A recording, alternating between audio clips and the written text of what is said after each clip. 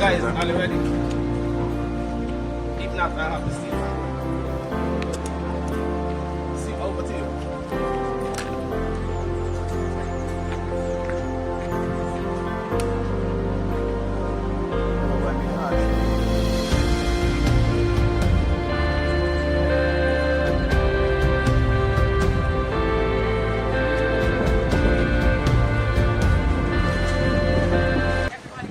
Ladies and gentlemen, the Governor General has arrived.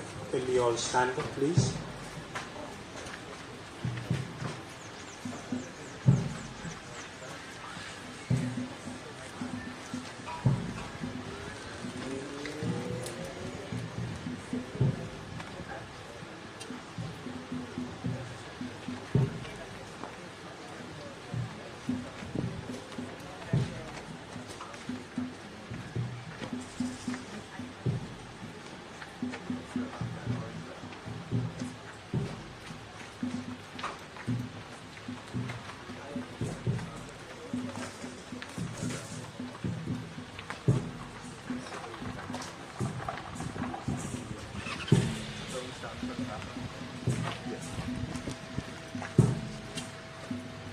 Please remain standing for the national anthem.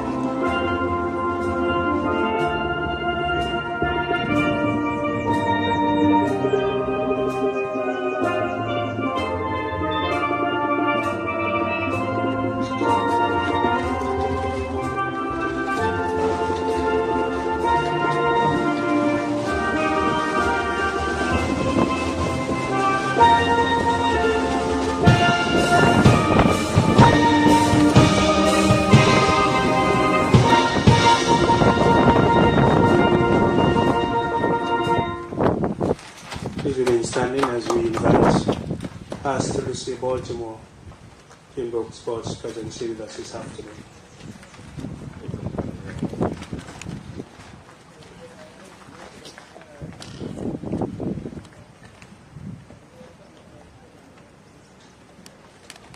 Let us pray. Heavenly Father, we stand this evening giving you praise and honor and glory for who you are and all that you have done. We thank you for this time of celebration. For those who have left a legacy of faithfulness, hard work, dedication for us to follow. We want to thank you, Lord God, for the mountains climbed, the valleys crossed. We thank you, Lord God, for being our strength, our help in ages past, as the hymn writer says, and our hope for years to come.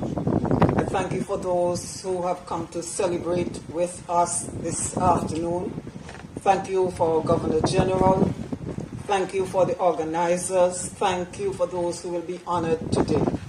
I pray that everything that will be said, all that will be done, will be for your glory and your honor. And we pray these mercies in the mighty name of Jesus. Amen.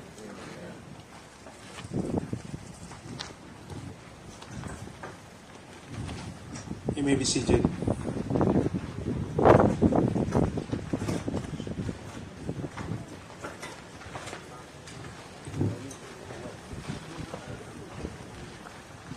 I want to say thank you very much, Pastor Baltimore, for invoking God's presence here with us this afternoon. His Excellency, Sir Dr. Rodney Williams, Governor General of Antigua and Barbuda, Ms. Ian Henry, Chairperson of this afternoon's proceedings, Mr. Lindley Winter, our guest speaker, Pastor the School Hill, Chapel Hill, where the constant cool Atlantic breeze flows. This very spot where the first school was built in the British West Indies for children of slaves. Welcome to Bethesda, House of Mercy, Community of Mercy. I bid you all welcome to this, our annual Vigo Blake Distinguished Awards Ceremony. Welcome.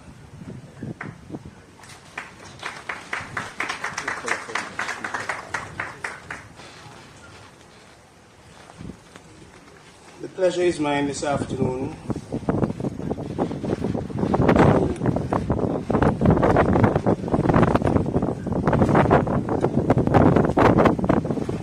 to welcome to the podium to take us through this afternoon's proceedings Ms. E. Ann Henry Casey, attorney at law and a socio-legal advocate with particular interest in governance and legal reform, and a keen interest in the history of Antigua and Barbuda. Please welcome Ms. E. Ann Henry Casey.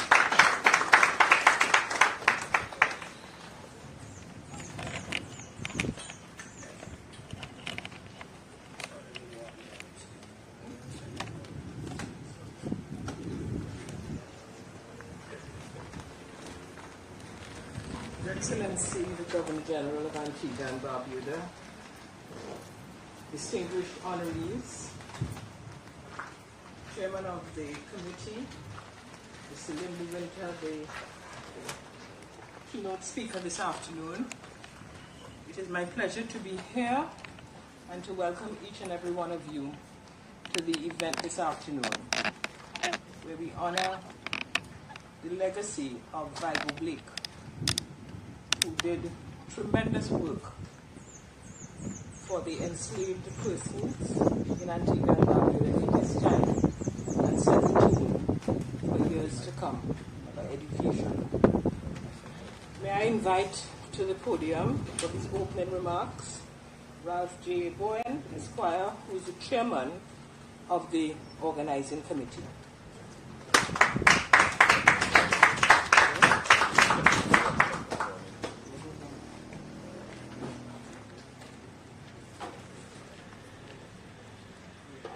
Good afternoon, ladies and gentlemen, Governor General, distinguished honorees, brothers and sisters.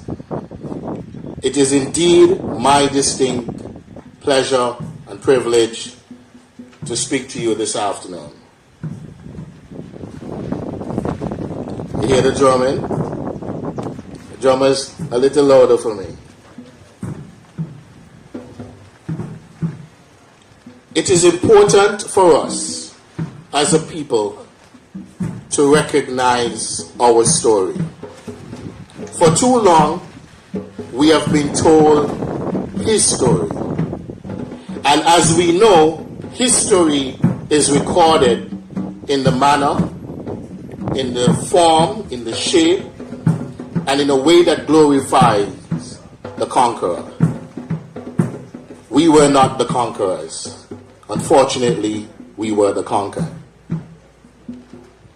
But as time goes on, we were liberated. And as liberated people, as independent people, it is time to tell our story. You would notice I have no script, because it is my feeling that if you are to tell your story, you need to learn it. And then if you learn it, you don't need to read it, you just need to speak it. This afternoon, we are here to celebrate Baba Vigo Blake and his, what we want to call them, his fellow champions for education. As I take you down memory lane, I want you to close your eyes. Just close your eyes. I promise you, in Bethesda, nobody could take up your stuff.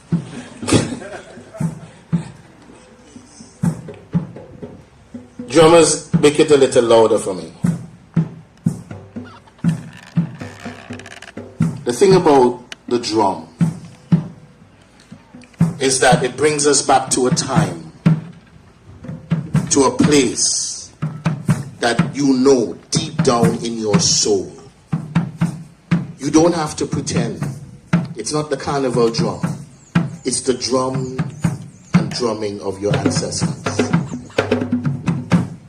I want you to cast your mind back to the 1800s. 1813 in particular. Our ancestors were enslaved. They were not slaves. They didn't owe anyone any monies. They were captured and stolen from the motherland of Africa. They were brought to Antigua and all over the Caribbean, South America, to be enslaved, to be exploited.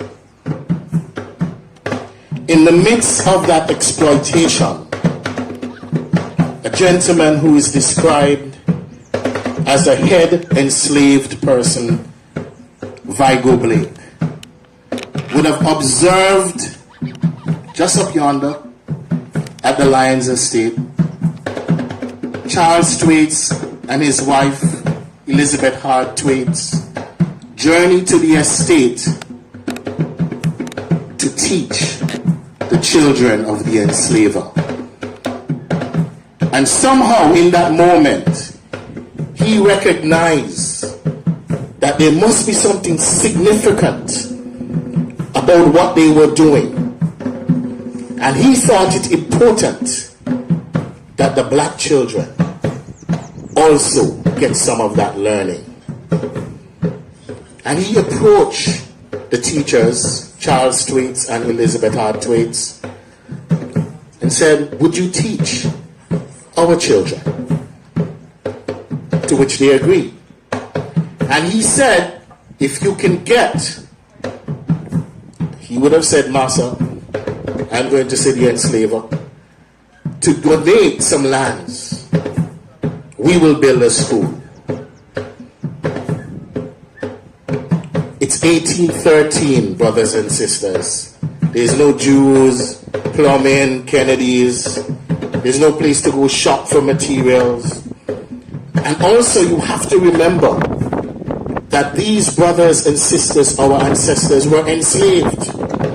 They couldn't do this during the regular hours because that's when they had to work on the plantation. So in the nights, having identified this spot, this very spot where this church sits as the place to build a school, our ancestors would have cut trees, whatever they could find, to create lumber to build this school. Our story records that the school was 16 feet by 44 feet. It had a thatched roof, bush, and it had dirt for a floor. On May 29th, 1813, 21 years before the emancipation of slavery, our ancestors opened the first purpose-built institution to educate black people in the English-speaking Caribbean. I just imagine that there was drumming like I'm hearing from my brothers right now, that they were celebrating. Our story records that on the first day, over 500 people showed up. 500 of the very old who could no longer work, the very young who were too young to work, and then, of course, as the day ended, others would join in. Ladies and gentlemen, brothers and sisters, I want you to understand again, this was done in 6 weeks. 6 weeks. Imagine the enslaved, our ancestors, what time did they have? They were doing this when they were supposed to be sleeping, to rest to work for the next day. Such is the value that they put on education. And the Bethesda School has flourished from May 29th, 1813 until it was closed in 2016. We are not a political organization. We're not here to trample on government's decision to rationalize scarce resources between 3 schools. We are here to suggest to our government and to work with our government to say if you are going to close one of 3 schools that are underpopulated, you don't close the one with the history of Bethesda School. So we have come together to ensure that Bethesda School is reimagined, reconstructed, so that it will continue to serve its original purpose. And brothers and sisters, if our enslaved ancestors could volunteer their time, you and I can volunteer our time to make sure that that is a reality.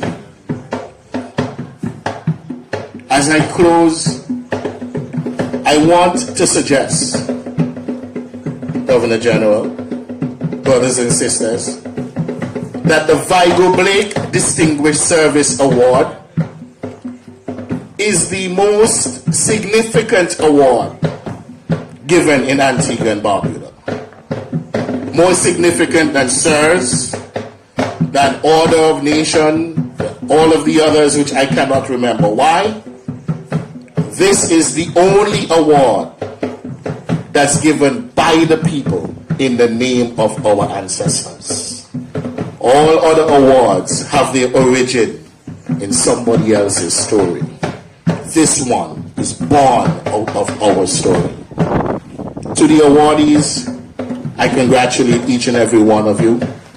I know each of you personally, and I must say that you are all well deserving. We will continue to celebrate the Mrs. Welsh of the world. Those who would have fed a community when a community didn't have money. When children didn't have money in school to eat, you didn't go into her shop and leave hungry. We will continue to celebrate George Clifford Brown, educator extraordinaire, my first principal at Bethesda School. We will continue to celebrate Linwall Zero Joseph. Very few, if any, did Calypso better. We will continue to celebrate Ludwig MacDonald Reynolds, somebody who has more ideas than time to call into the radio station to share them. We will continue to celebrate the Lavan Bryans of the world, the first Antiguan and Barbudan, and perhaps the only one who would have graced the cover of Ebony magazine in the United States. Such was the distinguished career of that great athlete from Bethesda. We will continue to celebrate George Messiah, also a principal of the Bethesda School when it moved to its new location, the very first principal at that. Who am I forgetting? Did I forget it? Yeah? Oh, my good brother Paul Quinn. I think I just saw his family walk in. We will continue to celebrate our good brother Paul Quinn and people of his ilk, fearless in their efforts to speak truth to power and power to truth. And we keep him in our collective prayers as we ask God to completely heal him. And we will celebrate our dear departed brother, Arthur Jingles Goodwin, whose passing on the mention of his name still shocks this community. Such was his impact in sports and on the lives of our young people. Brothers and sisters, as we hear more about our awardees, let it also serve as a motivating factor for you and to you to contribute to the development of your nation. A nation is not built top down, it is built bottom up. And we will continue to celebrate those who would ordinarily go unrecognized, and to let you know we appreciate you. In the name of Baba Vigo and all those who would have worked so tirelessly and fearlessly to make education a reality in this blessed community of Bethesda Christian Hill, we thank you. We thank you. And I thank you for being here. Come on, drummers, bring it home.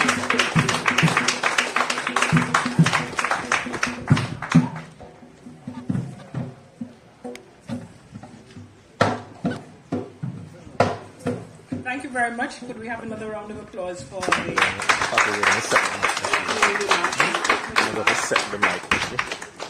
May I now invite His Excellency the Governor General to come to the podium as he gives us his remarks.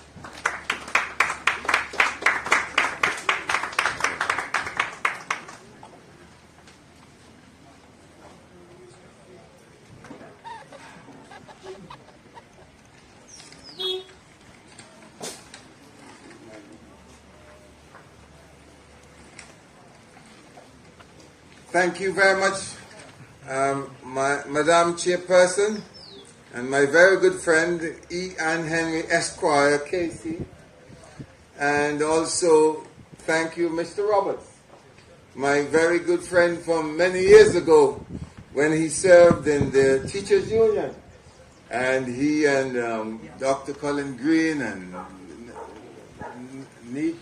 was the other? He was a para. What's his name?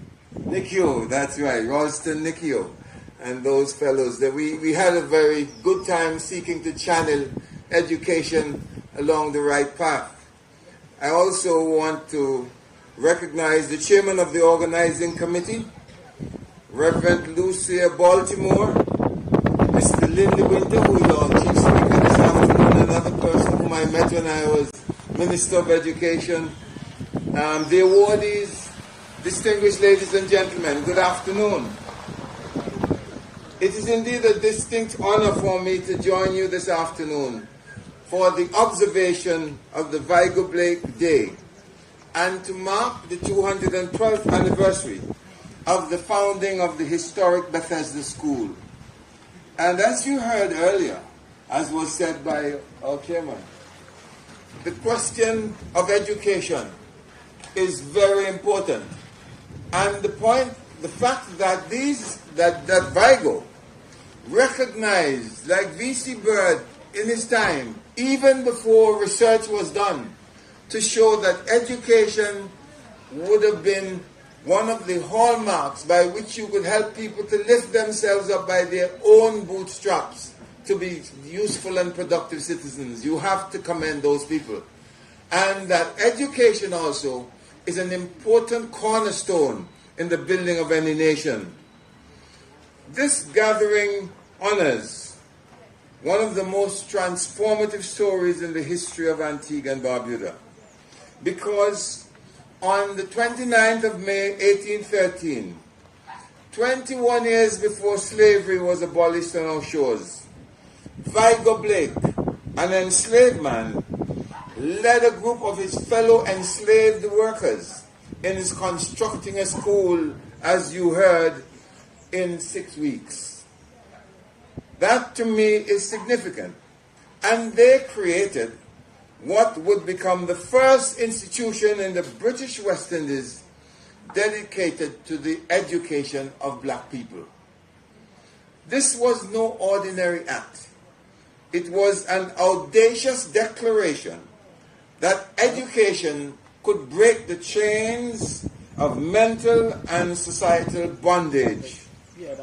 It was a quiet revolution that sowed the seeds of freedom, empowerment, and dignity.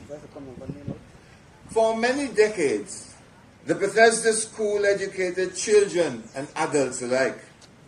It was a space of shared knowledge and faith as it operated alongside the Methodist Church until 1961. This sacred site remains a testament to what can be achieved through collective will, even under unimaginable situations. As we look to the future, I am encouraged by the recent announcement that the Ministry of Education intends to retool the Bethesda School into a Center for Agricultural Excellence under the Harrison Center for Technical and Vocational Training. Now I've heard the chairman speak again, saying that because of the history of the school, maybe another one could be used. So that is something for discussion maybe. But it is my hope that the Bethesda School Heritage Foundation will partner with the ministry to bring a good vision to life. This initiative has the potential to carry forward the legacy of Vigo Blake in a way that meets the needs of today's learners and strengthens our national development. Today, we also celebrate individuals who, like Vigo Blake, have given of themselves in service to others. I join in congratulating them all. Lavon Olean Brian Davis, a Carifta medalist and a national figure in athletics. In fact, I was president of the Athletics Association when Lavon was doing some of those things.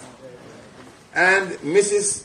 Georgette A. Welsh, a businesswoman and community activist who has touched many lives, especially those of the youth in Piers and Bethesda. To all the recipients of the Vigo Blake Distinguished Community Service Awards, your recognition today is richly deserved. You are the modern-day torchbearers of a legacy built on sacrifice, vision, and an unwavering commitment to the betterment of others. Vigo Blake Day is not only about remembering a man. It ought to be a time of reflection, a time of recommitment and inspiration. It reminds us that from the humblest beginnings can come movements that shape a nation. It affirms that education, service, and resilience remain the cornerstone of national progress. To the members of the Bethesda School Heritage Foundation, I commend you for your efforts to preserve and elevate this vital story in our national memory. Let us continue to ensure that the name and work of Vigo Blake endures not only in words but in action. Thank you, and may God continue to bless the community of Bethesda and the people of Antigua and Barbuda. Thank you very much.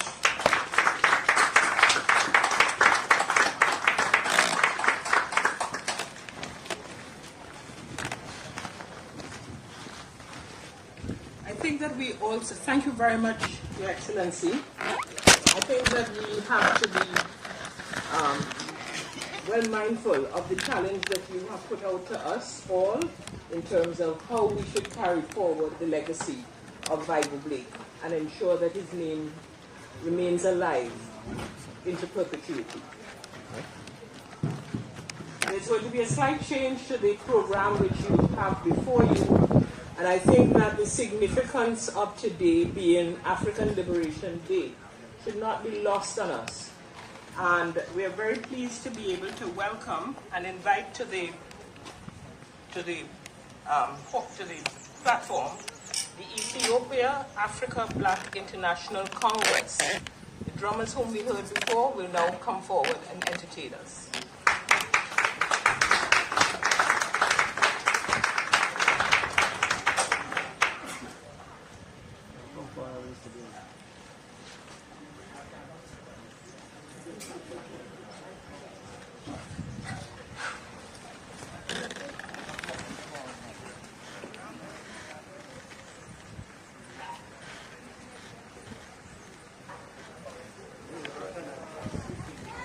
Blessed love, my Lord and Empress, Prince and Princess. Give thanks for all Ethiopian royal sons and daughters. Give thanks for this black occasion. This is the Ethiopia Africa Black International Congress, True Divine Church of Salvation, Give thanks for the black Christ in flesh, as we bring to the nation the black Christ salvation, free without money, without price. Holy Emmanuel, Selassie, Jah, Rastafari. Yes, my Lord and Empress, we're going to start off with a short hymn and, following. So we're going to start off with a short glory be, my Lord and Empress. Asking the royal God to give reverence, my Lord and Empress. Royal God, to give reverence to the court of my King David, glory universal, your sky and sea. Our Redeemer is strong. Lord of hosts is his name, Selassie, Jah, Rastafari. To our Father, and to the Son, and to the Holy One of creation. As Jah was in the beginning, is now, and ever shall be, Jah world without end. Selassie, Jah, Rastafari. Oh Lord, my God, when I'm in awesome wonder, consider all the works thy hand hath made. I see the star, I hear the world in thunder. Holy Emmanuel, Selassie, Jah, Rastafari. my Lord. Holy Emmanuel, Selassie, Jah, Rastafari. From the ice mountains, from England to us stronger. We have to some fountain. Roll down our golden sun. Holy Emmanuel, Selassie, Jah, Rastafari. My Lord. Taking great pleasure and continue for opening him for this period of celebration, straight into from green and icy mountain, Hymn 6 or 20 and 6, taken from Redemption Song. From green and icy mountain. From green and icy mountain. From Indian Coral strong. From Indian Coral. We Africa sunny fountain.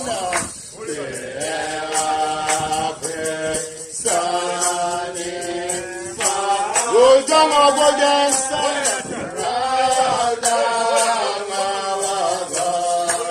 From many an ancient river.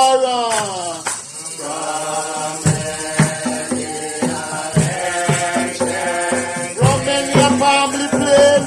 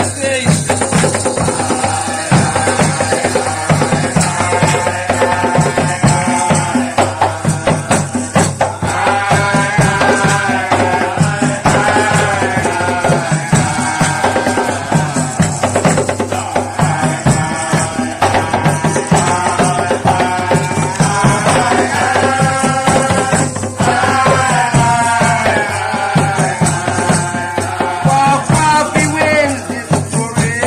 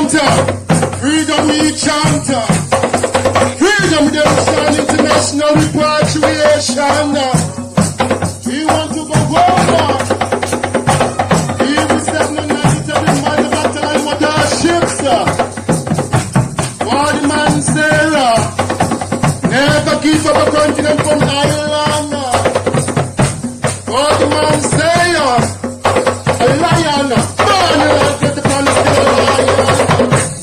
Here come God, Rastafari, say that. Yes, say that, say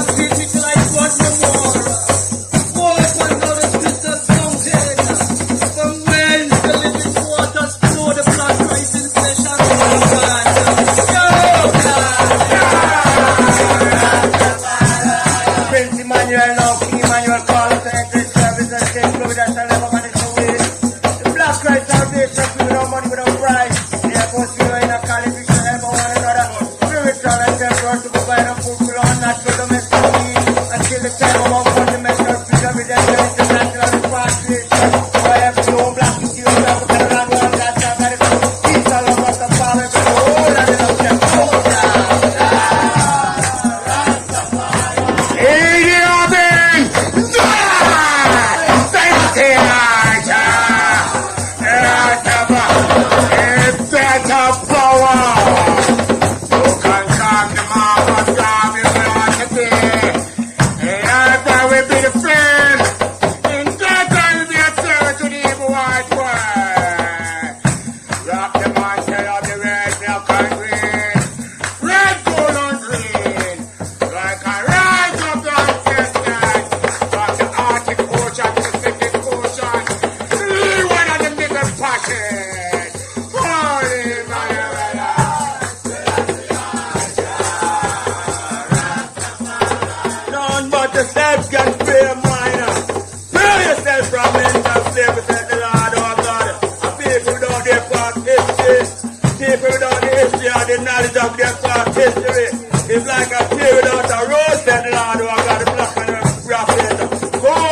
I come to order.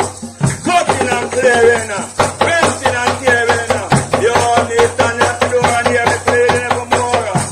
Then we out of practice in me, I come in. I bought this going down for a day. I waited long and patiently. Sentence of right of perfection. Yeah, I come in, tell the Lord, oh God, the Redeemer, the black light in flesh, who liveth and reigneth forevermore. Get the ground, God,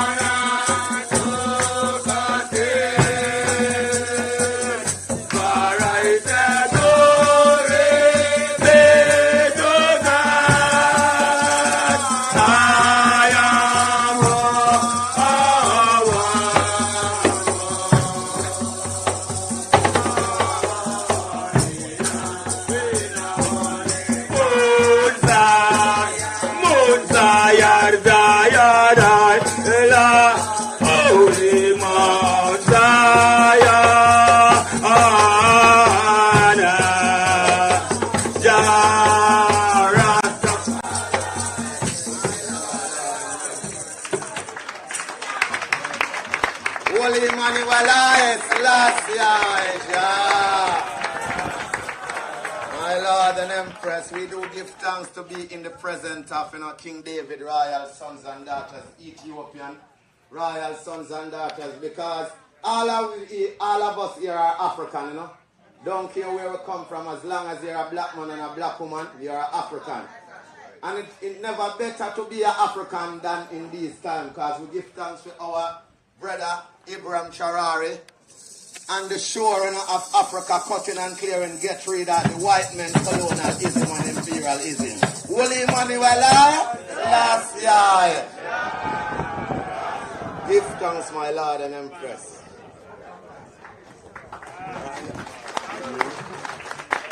Yeah, watch and pray when you pray. We don't close the eye. Always watch and pray. Because when the eye closes, you can't see what is going on. So when you pray and you open your eye. Blessed love. Thank you very much.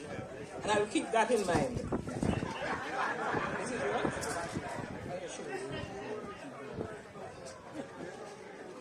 And particularly, I have to say that the calling the name of the captain from Burkina Faso resonated with me, and I think it resonates with many of us, as we are very proud of what we are seeing happening in Africa right now.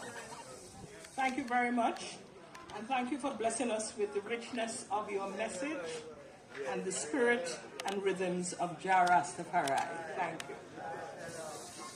Round of applause.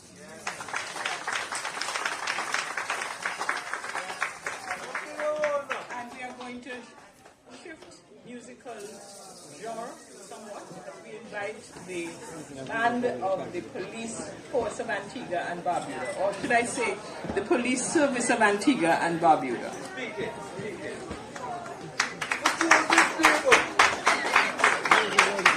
Yes, give them a round of applause as they come on stage. Thank you very much.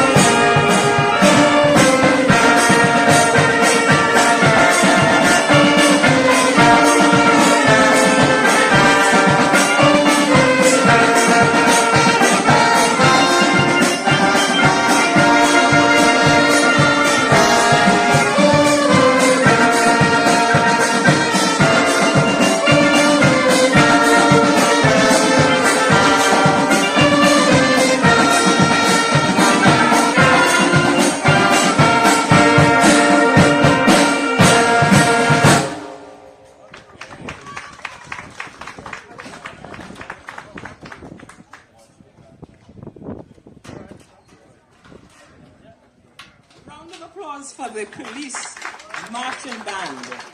Thank you very much. Thank you very much. And I would like to invite the Shiva School of Dance, who will be entertaining us with some African dance. Again, very significant today as we celebrate African Liberation Day, May 2025.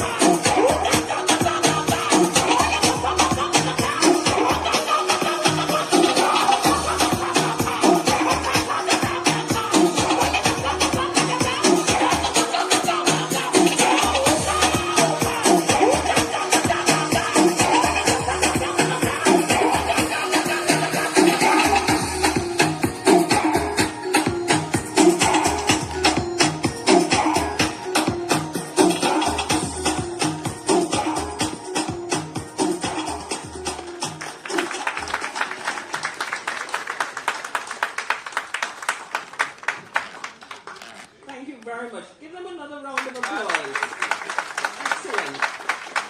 And once again, I will have to congratulate the leader of the Shiva dance. I've attended a concert that they have there, right in the back, every year at the, what they used to call the extramural. Changed the name since then. But it is usually very entertaining, and she's doing a fabulous job in keeping the culture alive for us. Thank you very much.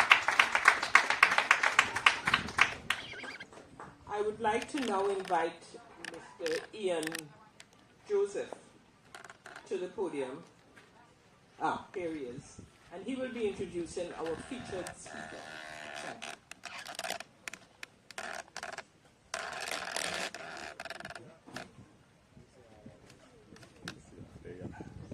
you. Good afternoon, all. Welcome to Bethesda, everyone. Before I do that task, I have been given another task, which is a surprise task. I'm going to ask Mr. Ralph Bowen to stand up next to me.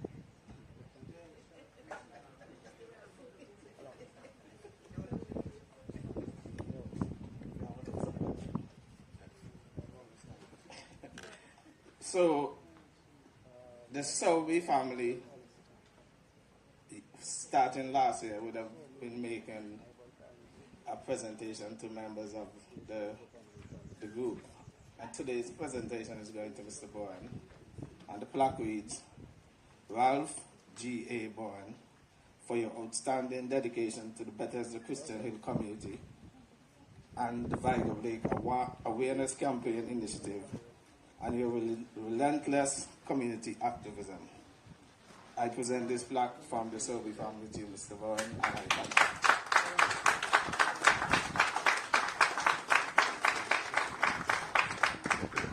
I will say thank you on behalf of the entire committee.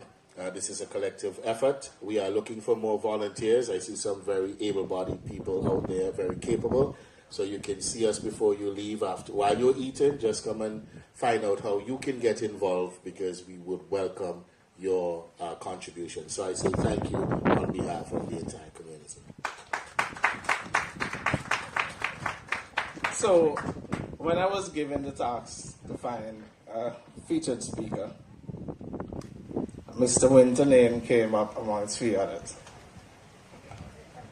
I called Mr. Winter first, and I think I was told from the time I spoke to him. The first thing he said to me, I owe Mr. Bowen a debt of gratitude, so I will pay it on that day. So he's here to pay his debt to Mr. Bowen. Lindley Winter is a native born Antiguan and Barbudan. He attended the Otters Primary School and a very proud graduate of the Otters Comprehensive School and the University of the West Indies. Mr. Winter is unapologetically an advocate for public school education. For almost 20 years, he was a teacher. He taught courses from primary school up to university. Political science and history are his particular areas of interest. His research in the science of theology, yesterday is the first I saw that word, I had to research it and make sure I know how to pronounce it when I get here, which I think is voting behavior, Mr. Winter. Those are his main interests. He's passionate about development of community-based organizations in which the people take charge of and are actively involved in their development. He's involved in several voluntary causes and an advocate for social justice, youth development, political democracy, constitutional reform, and good governance. Help me welcome Mr. Winter as he delivers his address.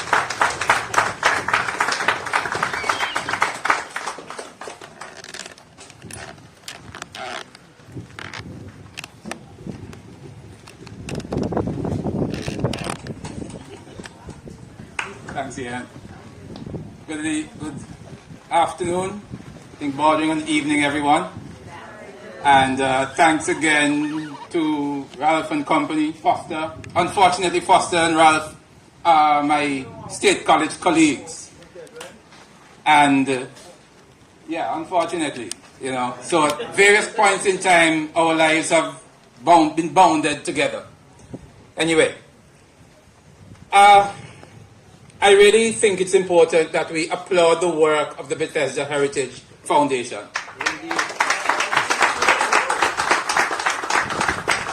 What they are doing, as Ralph would have said earlier, in part is that they are honoring people who ordinarily may not even receive a national honor. And my experience, for example, in the Benders Community Group, is something that we ourselves have done at some points in time in our own history.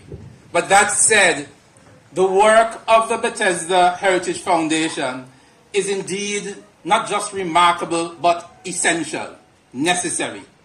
Because can you imagine that we have persons who are being honored by this small community of Bethesda and Christian Hill who may never one day rise to the podium of the national stage in any of the national ceremonies.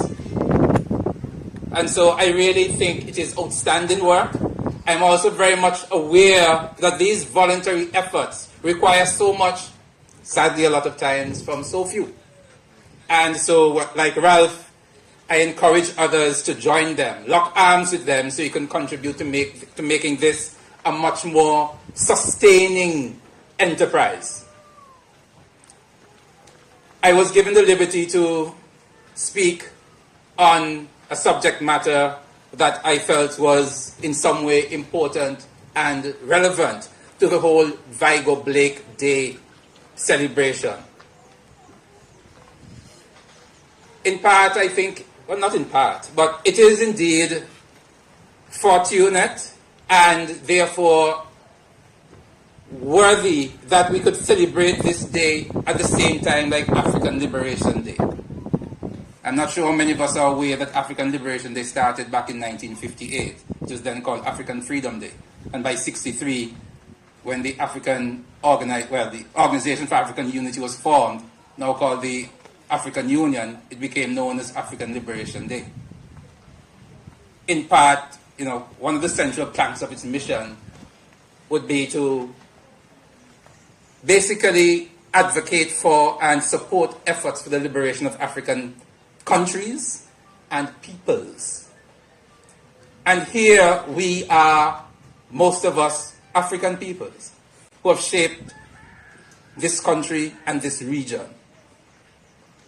Before I go any further, I also want to acknowledge, in the context of education, and by the way, my focus will be on the whole idea of education for liberation and development. There are some young people who have done sterling work in terms of researching and documenting aspects of our education in Antigua and Barbuda. One of them, I believe, most of you from Bethesda and community should know very well. Her name is Miss Joy Lawrence. Name sounds familiar? All right. And then there's another young lady, a little younger than Joy, named Barbara Arundel. There's the Venerable Keithlyn Smith. And in more recent years, there's another young lady who has done a lot of work with some frequency in documenting the lives of the ordinary.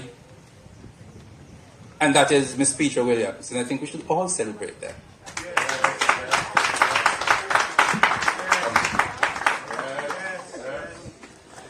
Now, Vigo Blake Day is a wonderful thing for us to celebrate.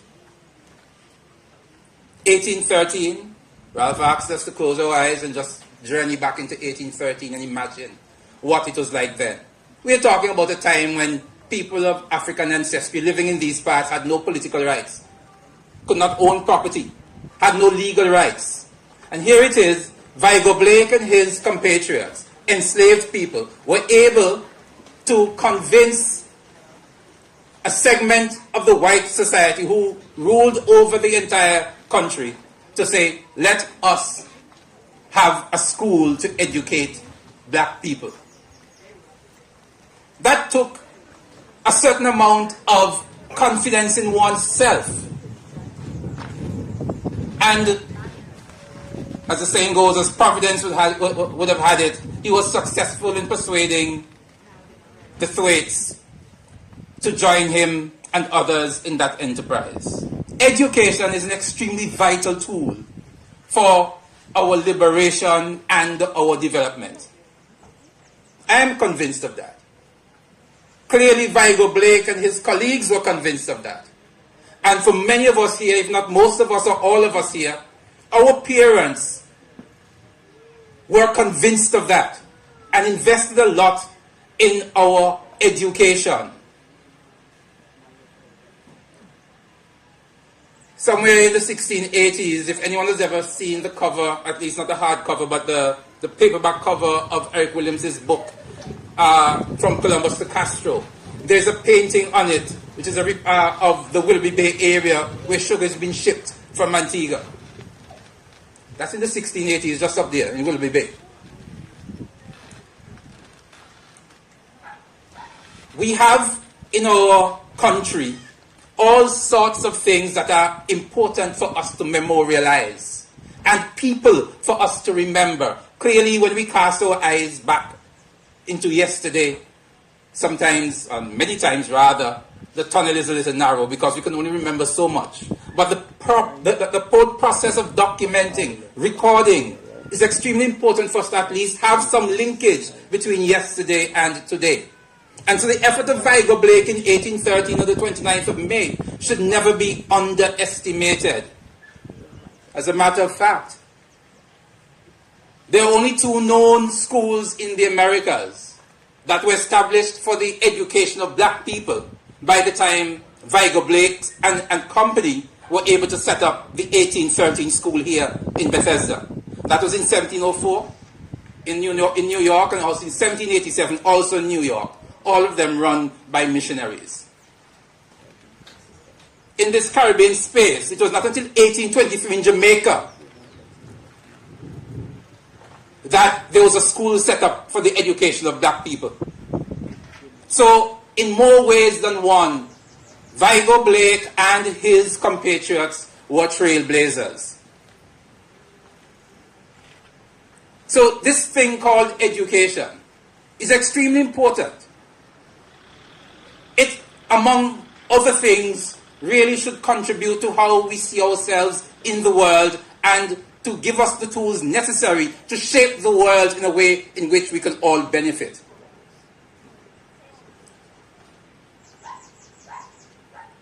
Education in Antigua and Barbuda, even into the 1930s, cost a lot for parents and guardians to send their children to be schooled.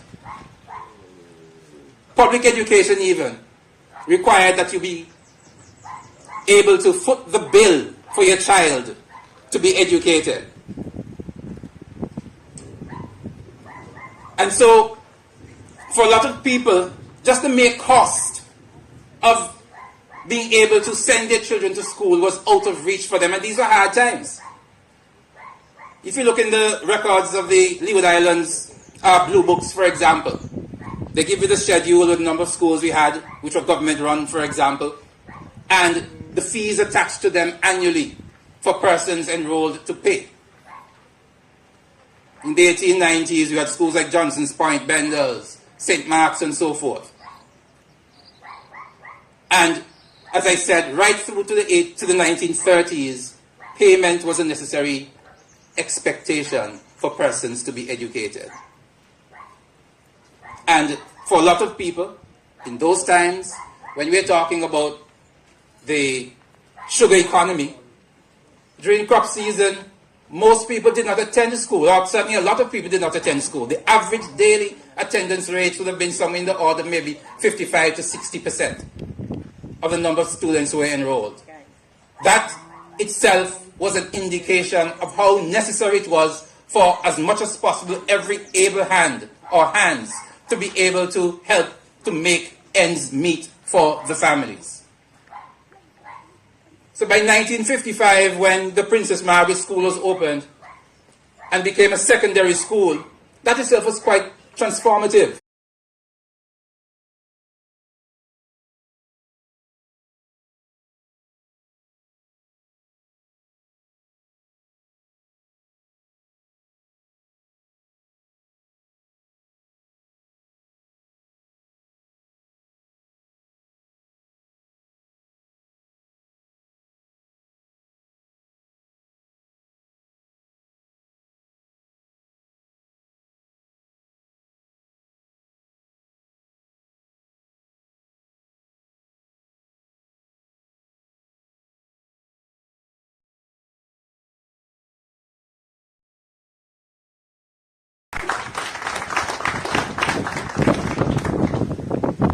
We are now at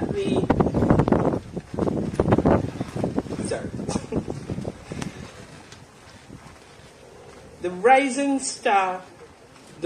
Stars Steel Orchestra will entertain us. And let me tell you, they are more than rising stars. They have risen and they continue on a very good trajectory. Please welcome them to the stage.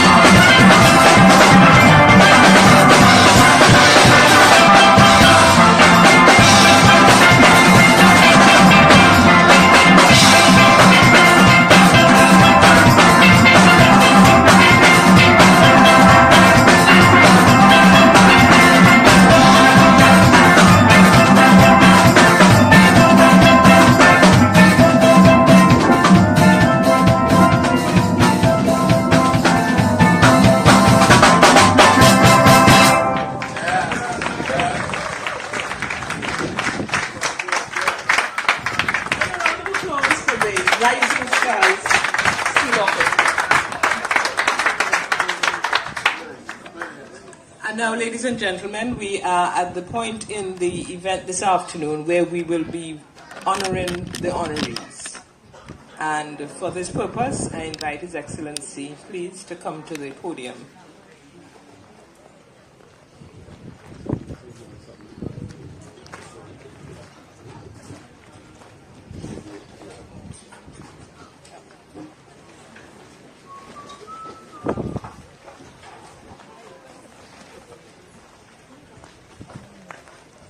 I would also like to invite Mrs. Georgette Welsh, my Gilbert Memorial Methodist Church sister.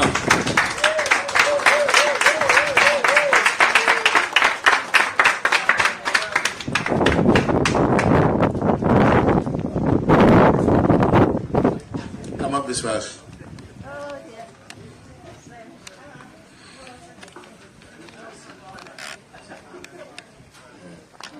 If you want to sit until we finish, you can do that. And we want the camera to see it. Stand up next to the handsome Governor General. Long ago, I heard someone utter these words. I used to think titles were passports to respect. Now I know respect is earned by the people you lift up along the way, not by the title after your name. Georgette Agatha Welsh Nee Brown is the 8th child out of 10 children belonging to Gerald Brown of Bethesda and Octavia Brown Nee Bailey of Falmouth. Georgette was of humble beginnings, and her schooling of 7th standard education was from the now famous Bethesda School. At this very location, she's reminding us. After post-primary, she emerged as the top student in the school. Still at a tender age, she decided to return to school. Being the only student in the class, a shortage of teachers, and not having one assigned to teach her, she devoted her time to supervise other classes, as she described it, to be a substitute teacher without pay. Some teachers will still say that today. With little experience in teaching, she applied for a teaching position but was declined because mathematics and English were her only post-primary passes. In 1962, Georgette got married to Lester Welsh of All Saints and moved firstly to live on the Syndicate Estates at Carlisle and then to Morris Luby Estate near Bethesda. They then moved to Pierce Village, where they established permanent residence. The union produced 3 children. I think I see all 3 in the audience today. In 1976, Lester and Georgette opened a small village shop in Pierce Village, where she catered for the school children and villagers. Lester later died in 1977. When Pierce School started in 1971, Pierce Secondary School that is, the home of Mrs. Welsh, as she is affectionately called by many, was a haven for students wanting a place to have lunch and socialize. The students, especially from Bethesda and Freetown, can relate mostly to this.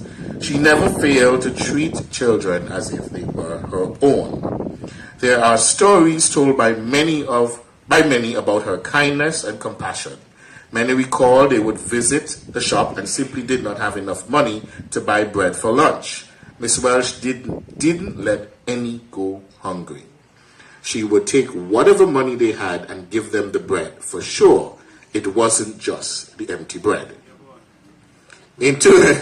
Testimony in the back. In 2003, Mrs. Welsh made a decision to build a superette. Welsh's superette was erected across the road from what was the small shop. To date, with the complement of employees, proudly and efficiently, they are able to serve the community and as far afield. And I must say that her children, Esther, David, Winston, are continuing the legacy of really good customer and professional service. They're always smiling as they serve you. Mrs. Welsh has forever been an advocate for further education and constantly contributes to any cause, whether in Pierce Village or the surrounding communities. With pride, Georgette Welsh has accepted a number of credits. In 2010, Pierce Seventh-day Adventist Church gave her the Women of Excellence Award for Outstanding Service. In 2012, Pierce Pentecostal Church, Years of Service to the Community, Pierce Pentecostal Church Award for Social Services Rendered, Pierce Community accepted on behalf of Welsh Superette for Outstanding Service to the Community. In 2023, His Excellency Sir Rodney Williams, Governor General of Antigua and Barbuda, appointed to be an officer of the most precious order of princely heritage, and now she is receiving the most important award. She is being awarded the Vigo Blake Distinguished Community Service Award for distinguished service in entrepreneurship and community activism.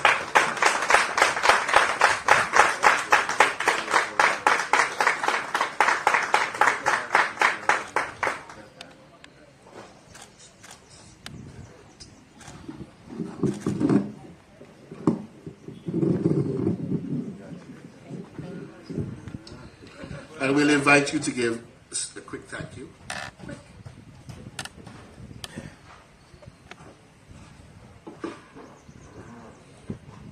I'm surprised, really surprised, because I didn't know that I would have to come back home to get this award, to say thank you to all my people.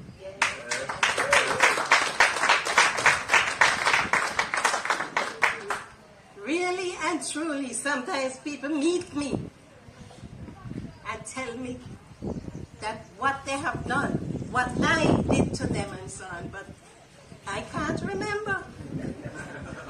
One day I was sitting in the shop and a young lady came in and hugged me.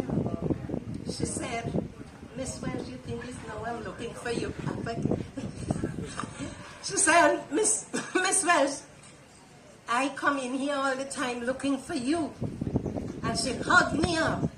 And she said, "Thank you for all you did for me and the other school children from the secondary school especially." And she said, one day, another girl and I came, and we didn't have any money. And you cut a bread in two and gave them.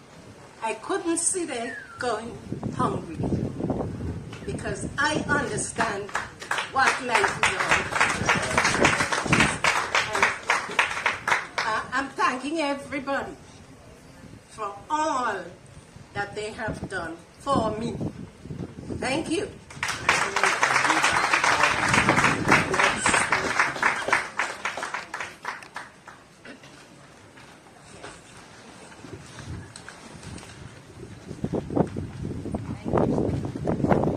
Encourage her back to her chair, please. I invite Mr. Von Olean Brian Davis, or her representative.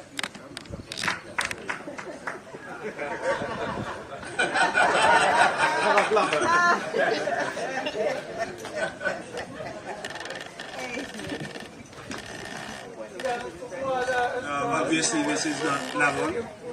This is her nephew. Lavon O'Brien was born on May 17, 1965 in Bethesda Village to Ernie Carter and Nehemiah Bryan. Lavon started her love for running as a little girl. When her parents would send her on errands, she would always take off running, seeing how fast she can get to her destination and back home. While attending Pierce Secondary during sports day activities, Lavon's potential was observed by the school's athletic team when she demonstrated her ability to run her competitors. It was the early 80s Lavon placed on the school athletic team, where she dominated the mid and long distance events to include the 800, 1500, and 3000 meters races, outrunning both her peers and older competitors. In 1982, Lavon represented Antigua and Barbuda at the 1982 Carifta Games in Jamaica, where she won the bronze medal in the 1500 meters, finishing in 4 minutes 57.87 seconds. During that year, Lavon dominated running both locally and in the Leeward Islands, winning 5 gold medals in the Leeward Islands meet in St. Kitts. In 1983, on the island of Martinique, during the Carifta Games, Lavon won the silver in the 3000 meters that was completed in 10 minutes 22.50 seconds. During the 1984 Carifta Games in Nassau, Bahamas, Mrs. Brian Davis represented Antigua and Barbuda and won 3 gold medals. Gold in the 1500 meters, silver in both the 800 meters and the 3000, which were the only medals won by Antigua. Her best time that year was 4 minutes 47.6 seconds. In 1984, Lavon represented Antigua at the Central American and Caribbean Games in Puerto Rico. There she gained the gold medal for completing the 800 meters, making her the first Antiguan female to win the gold medal at both Carifta and Central American and Caribbean Games. Your hands together for Lavon. Lavon's most outstanding performances were the 800 meter one, in which she completed it in 2 minutes 10.31 seconds in Caracas, Venezuela on August 23, 1983. In 1984, Lavon represented Antigua and Barbuda in the Los Angeles Olympics on August 9, 1984, in which she ran the 1500 meters in 4 minutes 32.44 seconds. Also, on April 3, 1983, she ran the 3000 meters in 10 minutes 22.56 seconds.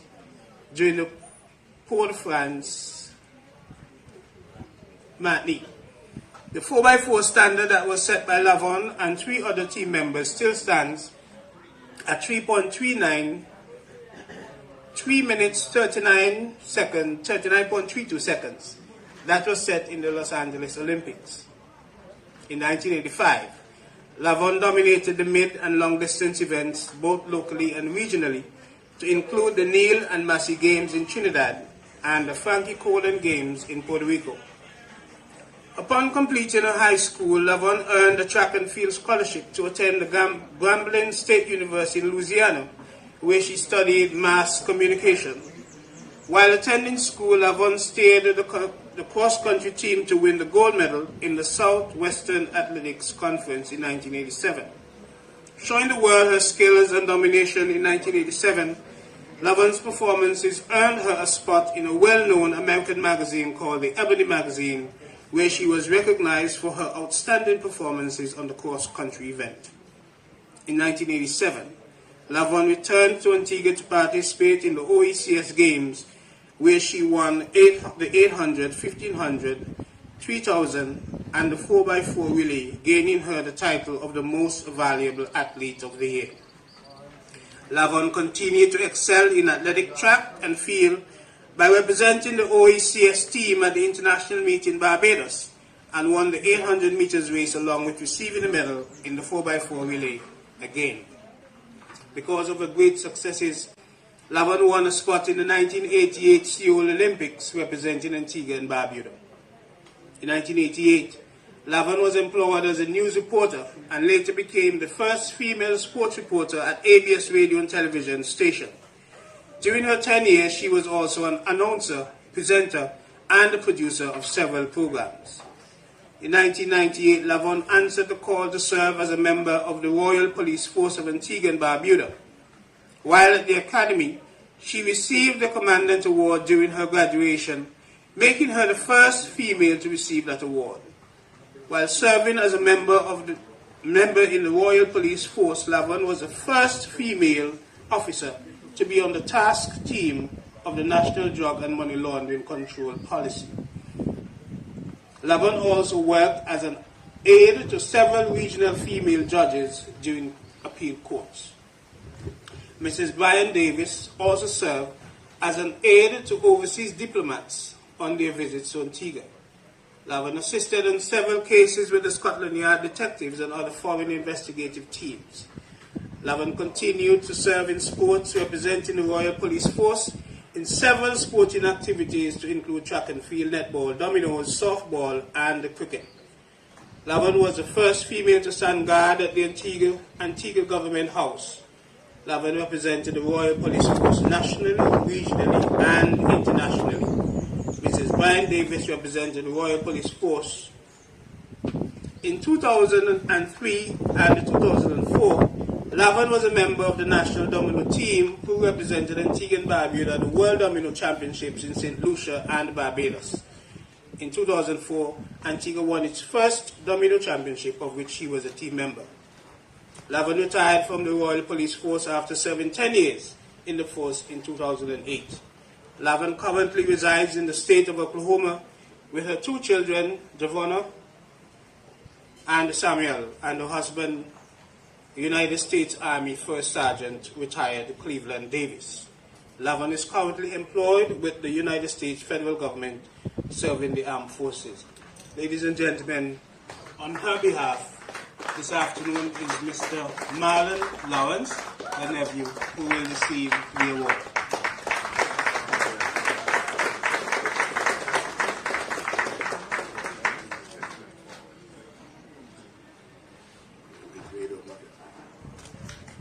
Good day, everyone.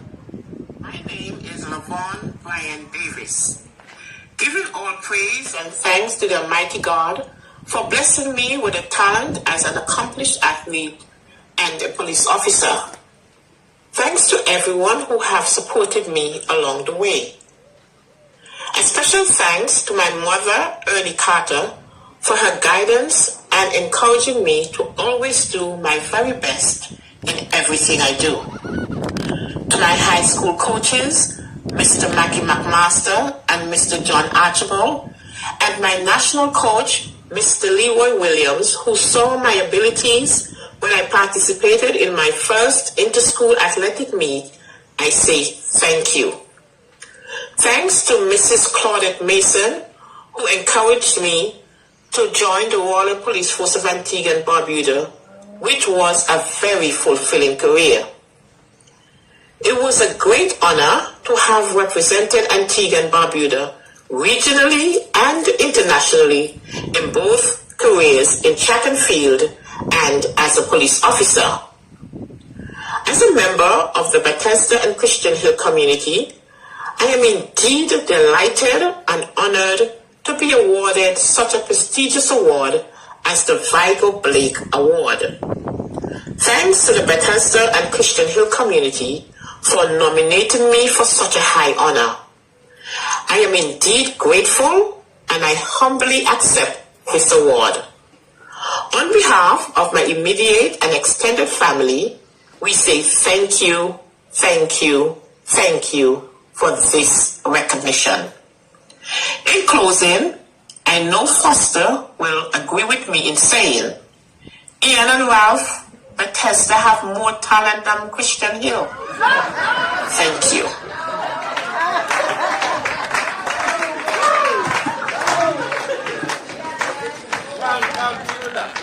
On behalf of Ian and all of the Christian Hill community, she is absolutely right. Bethesda have more bad talent than Christian Hill.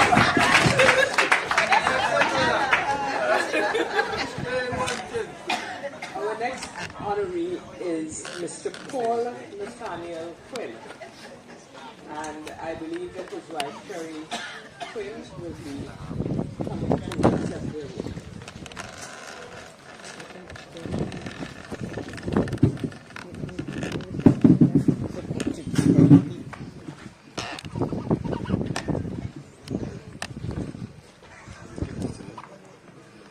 Paul Nathaniel Quinn. Paul Nathaniel Quinn has always been a bold, outspoken, eloquent, and insightful son of Antigua and Barbuda soil, who is passionate about his family, country, and his spirituality. Paul is the first of 8 children born to the late Reverend Joseph and Mary Quinn. He started his education at the New Winthrops Primary School, then transferred to the Golden Grove Primary School when his mother was transferred to teach there. Paul passed his then common entrance exam to attend the Antigua Grammar School, which he entered with much enthusiasm, throwing himself into the academic, sports, and extracurricular life of the school. He joined the Cadet Corps and immersed himself into the paramilitary endeavors of the organization with much clarity. Paul has always been a wordsmith, a student who was well-read and well-informed. He loves a good argument. It was this ability to critically analyze, express, and persuade convincingly that led him to represent the school in the inter-secondary schools debating competition and to become revered and respected as a champion debater at the school he loved and cherished. After graduating from the Antigua Grammar School, Paul was part of the first cohort of students at the Antigua State College, and there his exceptional oratorical skills made him an obvious selection by Dr. Alistair Francis, the first principal, for the Leeward Islands debating competition. On the Hill, those of us who are students of the State College would know that term, on the Hill, wherever there was a group of students arguing about the latest injustice in the courts, political revolution in the world, the incidents, accidents, joys, and sorrows in the news cycle, Paul would be in the thick of the discussion holding forth. He was well known across the OECS debating circles for his flair, charm, charisma, eloquence, and passion in debating. After he graduated from A-Levels, Sixth Form Department of the Antigua State College, Paul worked as a custom service representative, a teller at the Barclays Bank PLC, before leaving for New York to pursue a law degree. He got accepted, enrolled, and started his legal studies at City University of New York, CUNY, but took a hiatus to focus on raising his sons, John Paul and Mark Anthony. Paul worked in several positions while living in the U.S. At Pathmark as a retail account supervisor, Citibank in New York, building supervisor, and real estate building maintenance supervisor. While he lived abroad, he continued his writing and penned a weekly column in the Daily Observer newspaper. Paul always had a keen interest and skill in weaving words together, a wordsmith who had an elegant and flamboyant style of writing. He is famous for liberally quoting biblical scripture, great poets, Shakespeare, Wordsworth, Blake, and Kipling, and great philosophers, Marx, Plato, Aristotle, and Socrates. Many of their famous quotations he had committed to memory. And so it was not long after his return to Antigua, he gravitated to his real passion for writing and became employed at the Observer Group of companies as a sub-editor. Up until his illness, he penned most of his editorials, drawing on his critical thinking skills, his powers of analysis, his wide knowledge of history, philosophy, economics, and current affairs to pen incisive, biting, informative, and thoughtful articles which made people sit up and think. He often employed humor, sarcasm, wit in his writing, always leaving readers with something to chuckle about. Paul was the organist of the Beulah Wesleyan Holiness Church and Asbury United Methodist Church while living in New York. Upon his return to Antigua, he was the keyboardist of the St. John's Wesleyan Holiness Church and a member of the St. John's Wesleyan's Men's Fellowship. Up until his illness, Paul served as the public relations officer of the Antigua and Barbuda Ex-Servicemen Association. Paul Nathaniel Quinn exemplifies the precept of living and pursuing one's passion. Given the fact that writing was his passion and absolute delight, he never considered his work as a journalist as work, since he relished every thought, every word, every sentence, every article. He powerfully demonstrated his mantra, "The pen is mightier than the sword." For distinguished service in journalism and community activism, Paul Nathaniel Quinn is awarded the Vigo Blake Distinguished Community Service Award.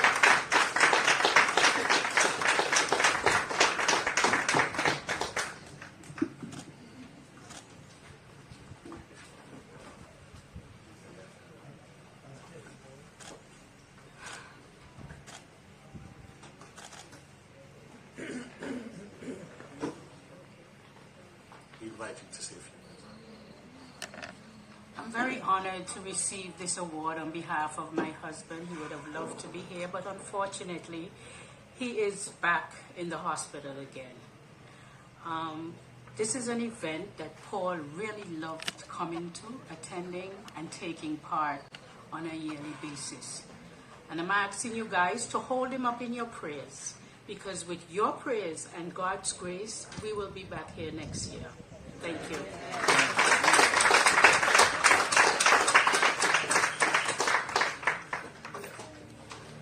Next call to the podium, Mr. George Playford Brown.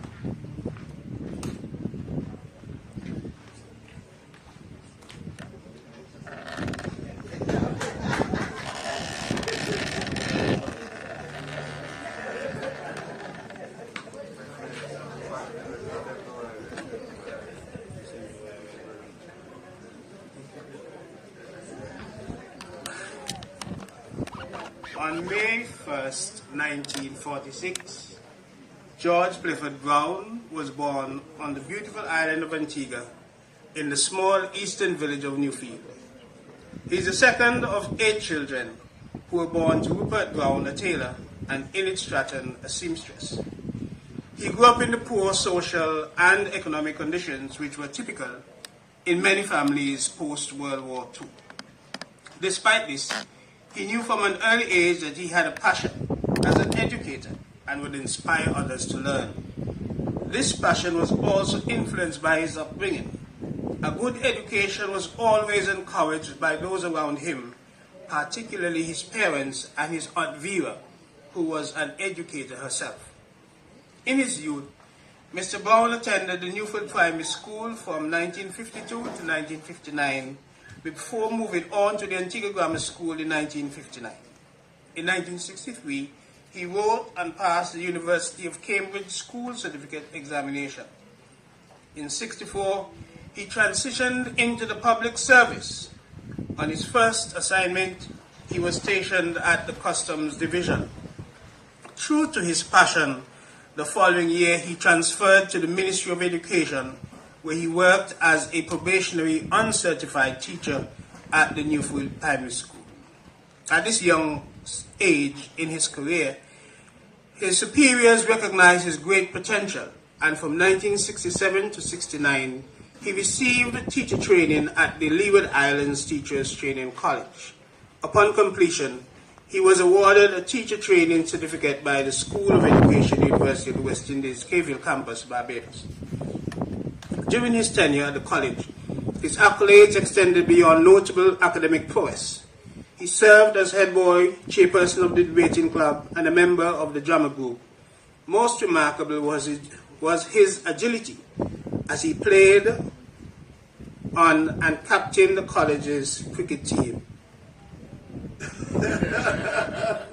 On his reintroduction to the Antiguan school system in 1969, he returned to the Newfield Primary School as a trained teacher, where he spent the next 2 years. During his time, he attended extramural classes and participated in local and overseas training in school curricular activities. From 1971 to 1973, he was assigned to the Pearce Secondary School in support of the government's policy decision to offer free secondary education to all. While at Pearce, Mr. Brown received further academic and professional training in junior secondary education provided by the School of Education, UWI, Barbados. In 1973, he returned on promotion to his, by then, apparent first love, the Newfield Primary School, as head teacher. There he provided in-service training for staff members and attended local and overseas courses in school administration and curriculum development. In 1976, he was transferred to sit at the helm of the Bethesda Primary School, where he continued to drive training and development efforts and ensure the school's participation in Zone 2 activities. You know, I still have the form. I got the form from you. The form with the strap. Get that for you, boy. In 1980, he enrolled in a 2-year course in professional teacher education and training at UWI. He graduated with a Bachelor of Education with distinction, Social Studies and Research Methods. Soon after, he was transferred to the Ministry of Education as a Zone 3 education officer with direct supervision over 9 government primary schools. His thirst for growth and excellence in education was unrelenting. In 1986, he resigned from the Ministry of Education. This was a necessary step which facilitated his employment as program officer and later as program manager at the Christian Children Fund. During his tenure with the fund, he spearheaded the planning and execution of programs to assist needy children in the Eastern Caribbean. He trained staff to manage individual projects and interacted with other child development agencies and ministries of education in respective countries. During the last decade of his professional career, he returned to the public sector. Reassigned to the Ministry of Education, he performed duties as acting planning officer and later as Secretary General of the Antigua and Barbuda National Commission for the United Nations Educational, Scientific and Cultural Organization. And I remember those days because I'm a recipient of a scholarship that he was able to manufacture for me. As planning officer, he oversaw much of the school's infrastructure and served as a member of the National Training Board. As Secretary General, he provided secretarial support to the National UNESCO Commission, prepared projects for UNESCO's funding, and conducted training and planned activities. He coordinated and participated in regional and international commission conferences and workshops. Over the course of his professional journey, Mr. Brown has volunteered time and service to numerous teachers, parents, and students. His community activism has been stellar and deep-rooted, not only in Newfield Village, but also in the neighboring communities such as St. Philip's, Freetown, and Bethesda. He conducted adult literacy sessions and after-school classes in those communities where he worked. Mr. Brown retired from active service in 2007. While enjoying his retirement years, Mr. Brown has honed his talents as a jack of all trades. His skills range from tailor to architect to mechanic to landscaper. Cook. He's an excellent cook who enjoys dubbing a pot for friends, with friends on a long holiday weekend. You name it, and he can surely cook it. The passion and devotion that Mr. Brown maintained throughout his professional career have been admirable. Those qualities enabled him to deliver quality education and training, not only to his students, but also to parents and other adults. He has always believed that being an educator is not merely a job. Instead, it is about making a difference in the lives of each individual with whom he interacted. Mr. Brown's philosophy has been encapsulated in the words of one of his favorite American poets and educator, Henry Wadsworth Longfellow. The heights by great men reached and kept were not attained by sudden flight, but they, while their companions slept, were toiling upwards in the night. Today, the Bethesda School Heritage Foundation Inc. presents Mr. George Clifford Brown with the Vigo Blake Distinguished Award for Service in Education.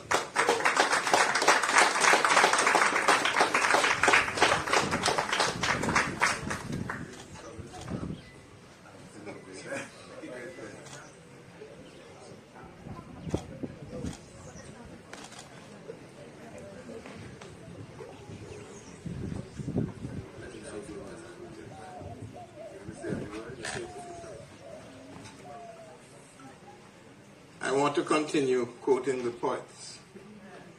There's another famous one by the name of William Shakespeare. I came, I saw, I conquered. I came to Bethesda long before 1976. In fact, my wife had four children were nurtured in this community. So when I did come, I had a background knowledge of what was happening here. I played cricket with the boys. We came down from Newfield as young school children and we ran to and from because we wanted to play. There was no bus. I came, the other teachers came, some from outside of Bethesda, some who I met here. I was the only male in a staff and I felt like a real kingish, you know. We came, We saw, we knew what the conditions were. To say we conquered is a very subjective matter.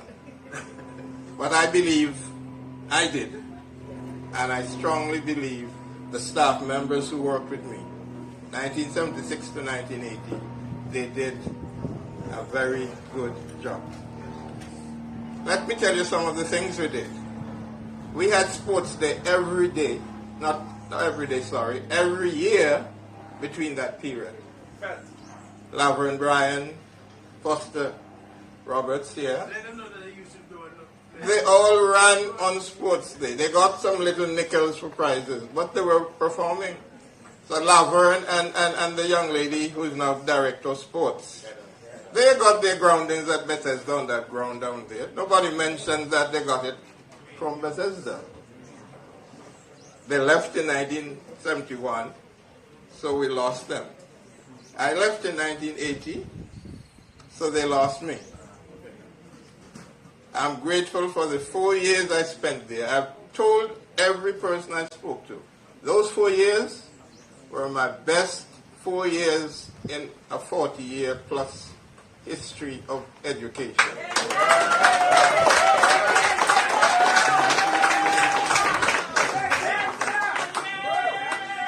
The children were my children, the parents were my parents. Today they are my grandchildren, grandparents, and I have younger ones, many of whom I don't know. But I'm rooted in this community. When I turn the corner there by Clyde Moore, I'm taken over by the nostalgic feeling of the memories of what happened here. Teachers were going out on their holidays. We had fetes, we had parties. The team was intent on improving things here. I'm happy that some of the teachers have gone on to greater things. Mrs. Baltimore, Reverend Baltimore, became a head teacher. Lucinda Payne became a head teacher. Foster Roberts, he said he was instrumental in getting him a scholarship. He's now principal. Mr. Boyne said I never beat him. The secret to that was his Aunt Idris was the force behind him, and she would beg me to pardon him when he used to go. I'm talking out of turn. But I'm not going to be any longer. Thank you, committee members, for this award. It's not mine alone. It's for all my Bethesda family. Thank you.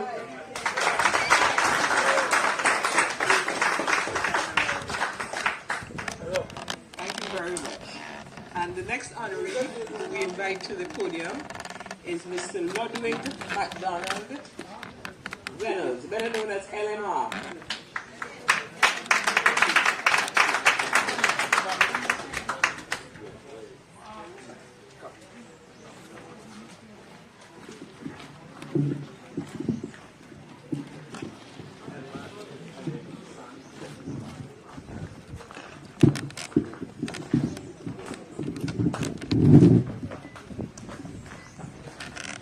Good afternoon, welcome. Notwithstanding, I just say to Mr. Brown, notwithstanding what you have just said, I have not lied.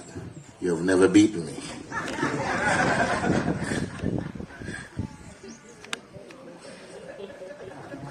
Ludwig MacDonald Reynolds.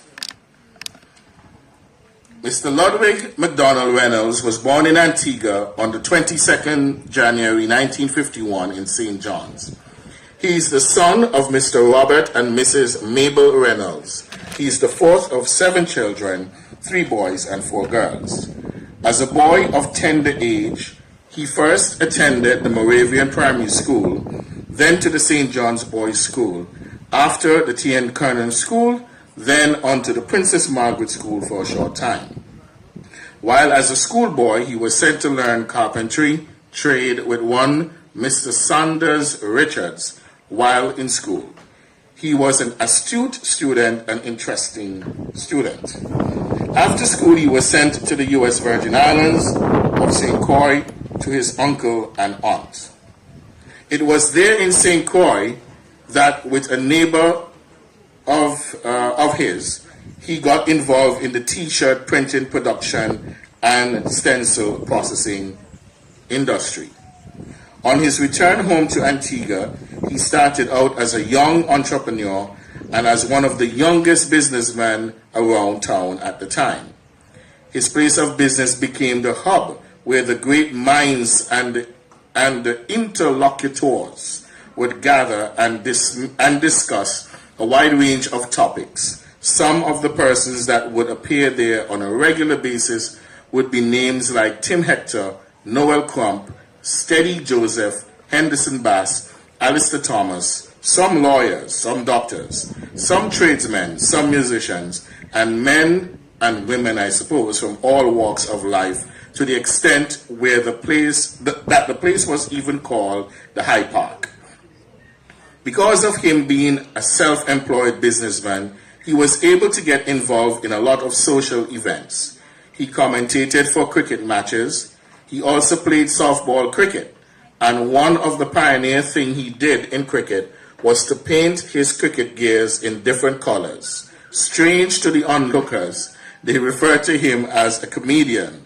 Look what colors in cricket gears has come to today.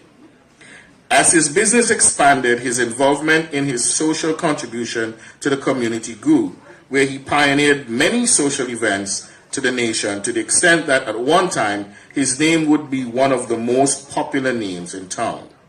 His business name is LMR Science and Advertising, so he would have billboards and banners around the town and country that benefit the people tremendously with information. He has also erected lazy boy benches where the tired or weary could rest. Then he introduced the community bus shelters and bins and many more things that are beneficial to the nation. Then after the advent of talk radio, his calls to the radio station would always be welcomed by the radio hosts and listeners at large. And as a host of a radio program myself, I can tell you whenever LMR calls, everybody stops and listens. Many of the interesting things you see in Antigua today were suggested by him, but was suggested by him first. Even laws that were passed in Parliament was done on the suggestion coming from him. His most recent community service that is welcomed by everyone, persons who would have passed, whether you were a king, prime minister, a professional, or just an ordinary person, one would see on one or two of his billboards the display of the person in picture and the written information of the deceased person. Another thing he would do is, when a person in the nation reached the age of 100 years, he would erect a photo of the individual in the community they reside for all to see. I write this short tribute about my friend and brother, Mr. Ludwig MacDonald Reynolds, also known as LMR. For those who only know the name LMR, it is to give you an idea about the tremendous contribution this man has done to and for our nation. Even the national awards system we have today, it was suggested by LMR. But I kid you not when I say, and I'm going to try to say this like the author, but I kid you not when I say to you that were you to have a census on the question as to whether LMR should get or is deserving of an award, I tell you the result would be positive. Written by Paddy the Griot Simon.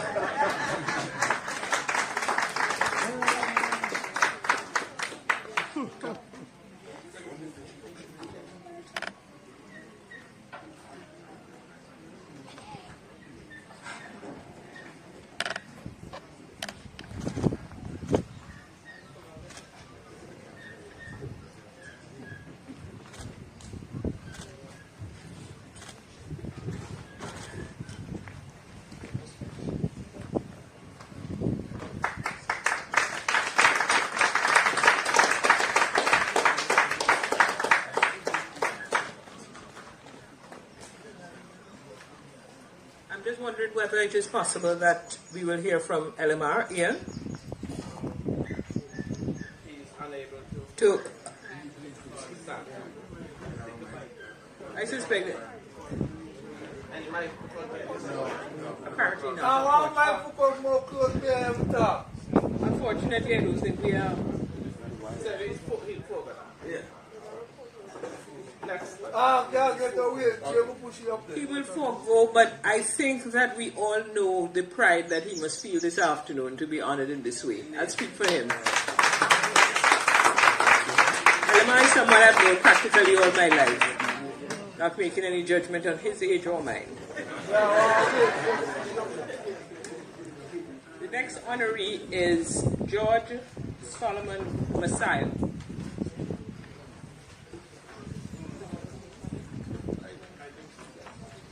He's represented this afternoon by his grandson.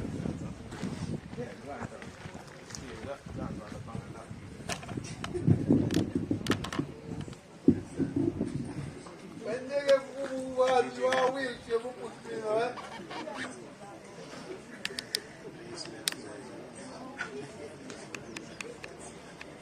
George Messiah, known to many as Brother George, Teacher George, Sire, or Joker, was born in the community of Sockholds in John Hughes on January 30, 1927. He was a son of Fernell George and William Messiah Sr. He was raised by his grandmother Frances Christopher, who adored and loved him unconditionally. Very early in his life, his mother journeyed to the UK in search of a better life, leaving him in the care of his grandmother.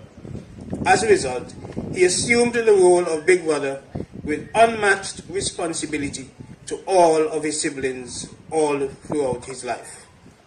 Notwithstanding the very humble living conditions into which he was born and lived during his childhood, which was characteristic of the colonial era, he was not limited or confined by poverty. He believed that those hardships built his character, shaped his outlook of life, defined his aspirations, and gave him the drive, optimism, and energy which many admired in him. He was enrolled at the Methodist Chapel School in Sockholds at the tender age of 3, which accounted for him attaining the 7th standard certificate at age 13.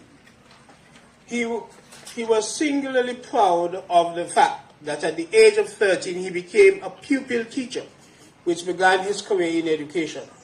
He later completed training at the Leeward Islands Teachers College and was promoted to assistant teacher, and shortly thereafter was promoted to headmaster. Because he was small in stature, he had to stand on a box. He had to stand on a box to reach the blackboard and to whip his students, many of whom were taller and bigger than him. As headmaster, he taught at many schools to include Paramtown, Seaton's, Bethesda Suites, All Saints, Sockholds, and the Cedar Grove villages. He was an uncompromising disciplinarian who believed that certain values, morals, and principles were not negotiable. At that period in his life, he believed literally in the biblical admonitions to spare not the rod of correction and spoil the child. Many of his former students recall that he shared licks generously and frequently to those whom he believed had transgressed. He married Maureen Warner Richards in 1958, who was from the Seaton's community. Together, they had 5 biological children and raised 12 other children as their own at various points in their lives. During their years in Bethesda, the family lived at Chapel Hill, where they formed lifelong friendships with families in the Bethesda Christian Hill communities. In the late 60s, Mr. Messiah left the teaching profession and was transferred to Barbuda, where he served as warden for several years. He later returned to Antigua, where he was promoted to Postmaster General and later promoted to Permanent Secretary, a position from which he retired. As Permanent Secretary, he worked in the Ministries of Finance, Economic Development, External Affairs, Home Affairs, Civil Aviation, and Public Works and Utilities. In spite of all these responsibilities, he and his wife found time to give private lessons without charge to numerous persons from all across the country in typing, shorthand, and academics. After retirement, Mr. Messiah worked at CTV and later as night manager at the Rex Halcyon Resort. His last public service duty was that of civil marriage officer until 2008. As a family man, Mr. Messiah loved all of his family passionately and fiercely. He was deeply spiritual, a great listener, never judgmental, sympathetic and empathetic, and wise beyond belief. He had an infectious sense of humor and a positive mindset to life. He never encouraged idle talk, gossip, negative karma, pessimism, or despair. While he knew many people, he had a small cadre of friends with whom he enjoyed spending time, especially in his later years. Mr. Messiah's passion for education and knowledge was unrivaled. He believed that the sound education, the acquisition of skills, vocational training, commitment to excellence coupled with good work ethics, respect for self and others, and a positive outlook and attitude would open doors and opportunities. He impacted the lives of many persons positively. Though small in stature, he was a giant of a man who was both a gentleman and a gentleman and a gentleman. He died on August 17, 2010. Today, the Bethesda School Heritage Foundation, Inc. is pleased to present Mr. George Solomon Messiah for distinguished service in education.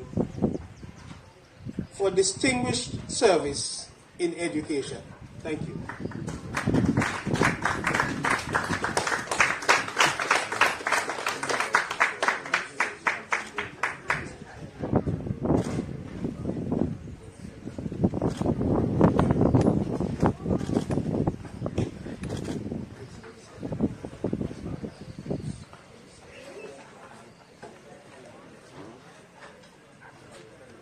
Good afternoon, everyone. I don't plan to be too long. I see that the sun is setting, and I'm sure that we would all like to get to the refreshments soon.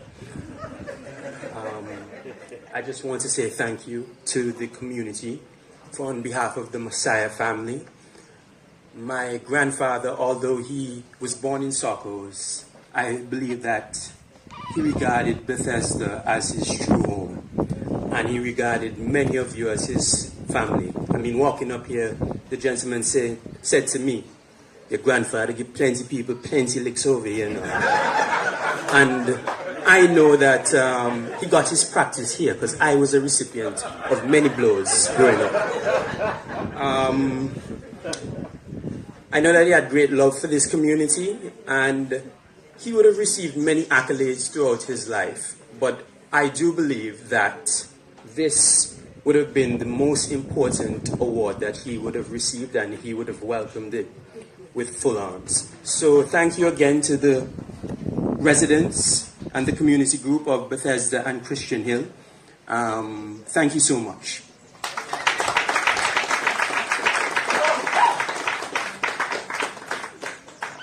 Thank you very much. Next award will be to Linwall Kirtley, King Zero Joseph, for distinguished service in the arts. Calypso.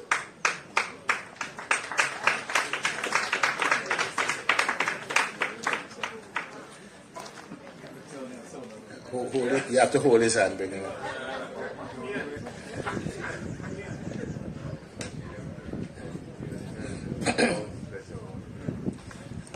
Linwall Kirtley Joseph, also known as the Mighty Zero, was born in the village of Bethesda on the 7th February 1952 to the parents of Mr. Samuel Joseph and Mrs. Millicent Joseph.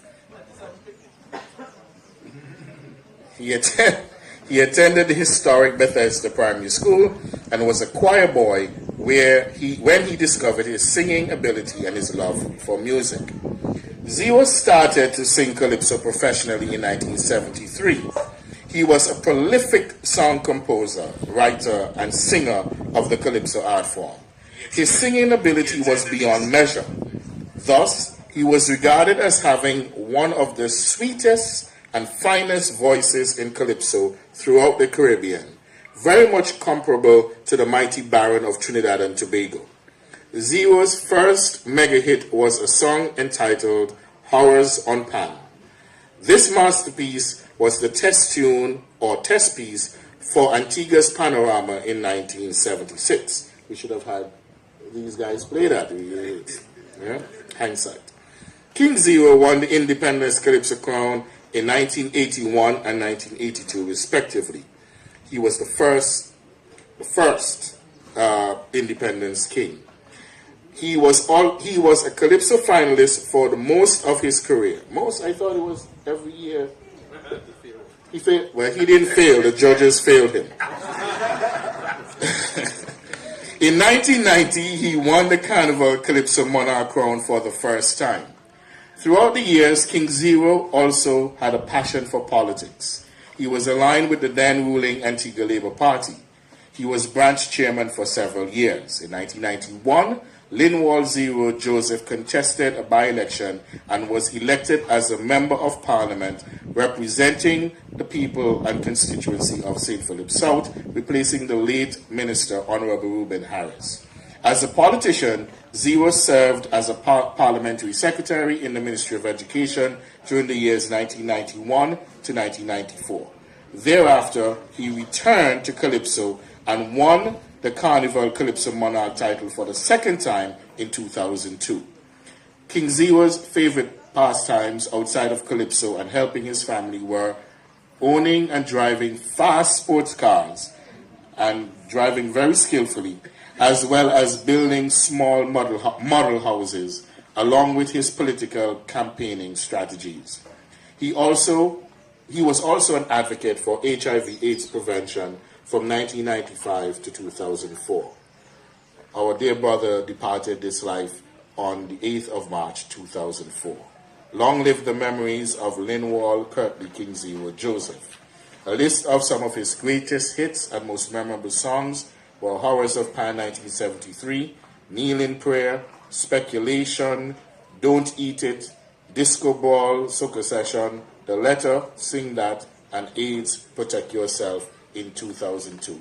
It is with great honor that the Bethesda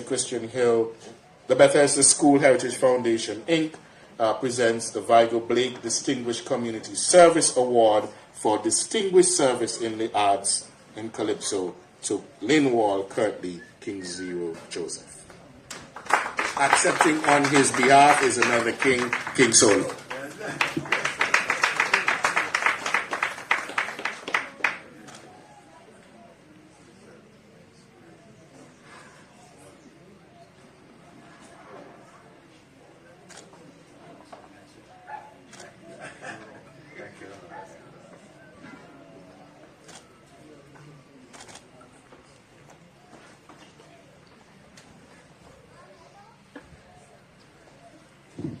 Good afternoon, everyone.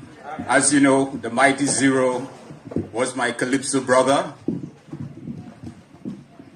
And as a Calypso brother, I could not say no when I was invited to be a part of this ceremony this afternoon. Over the years, myself and Zero, we were neck and neck. The statehood competition, I won twice. Independence, he won twice. We had beautiful times traveling the Caribbean, Dominica, St. Kitts, Montserrat. We also even Guadeloupe. Recently I saw a picture of both of us when we were in Guadeloupe years ago, even though we couldn't speak French fluently. And of course, our tour with several bands to the United States. Zero, of course, is well missed. He was one of the powerful voice in Calypso. And of course, we hope that, his memory is live on. You can see right now the Calypso competition standards have somewhat dropped because the fighting ability of the past, and the zeros, the solos, the progress, and so it's not there as before. Because our aim originally was to beat Short Shirt and Obstinate and Swallow, into second place. I guess nowadays it's just going in for the money. That's what is all this Calypso. So on behalf of my Calypso fraternity and Calypso brothers, I accept this award to the Joseph family for lending us King Zero over the years. Mighty Zero, we'll always remember you. We'll always remember you. We'll always remember you. Linwald Joseph, we'll always remember you. Bethesda will remember you. The Vigo Award for you.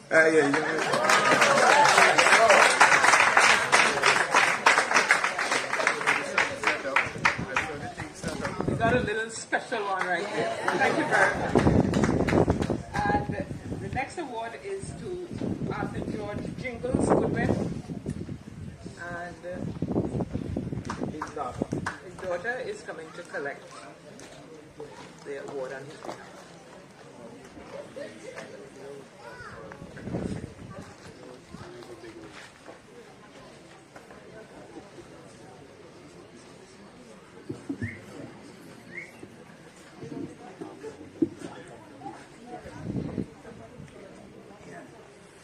Mr. Arthur George Jingles Goodwin was born in Bethesda Village on November 15, 1956, to Galvin and Naomi Goodwin. He was the youngest of the 6 siblings. As a child, he attended the Bethesda Primary School and later completed his secondary school education at the Antigua Grammar School. After completing his studies, he was employed as a land surveyor at Matthews Land Surveying and Mapping. Arthur also worked in the evenings at the casino as a dealer. He was a loving father to his 4 children, Laura, Preston, Tiffany, and Alvin, always providing support, guidance, and unconditional love.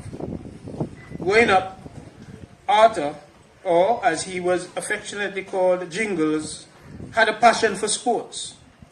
He was very active and instrumental in the sporting community, playing a key role in organizing events and promoting sports development at a grassroots level. He was totally immersed in all aspects of sports and was strategic and competitive sportsman. He dedicated much of his time to mentoring young athletes and inspiring others with passion and commitment. Arthur played both cricket and football for the Bethesda and Christian Hill community, and even played at a national level.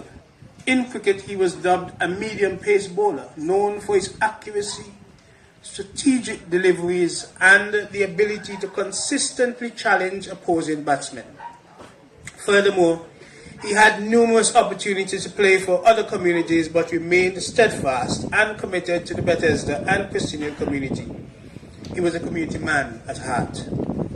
He was the founder of the 1000 Volts football team, establishing it with the vision of nurturing young talent and promoting teamwork, discipline, and excellence in the sporting community.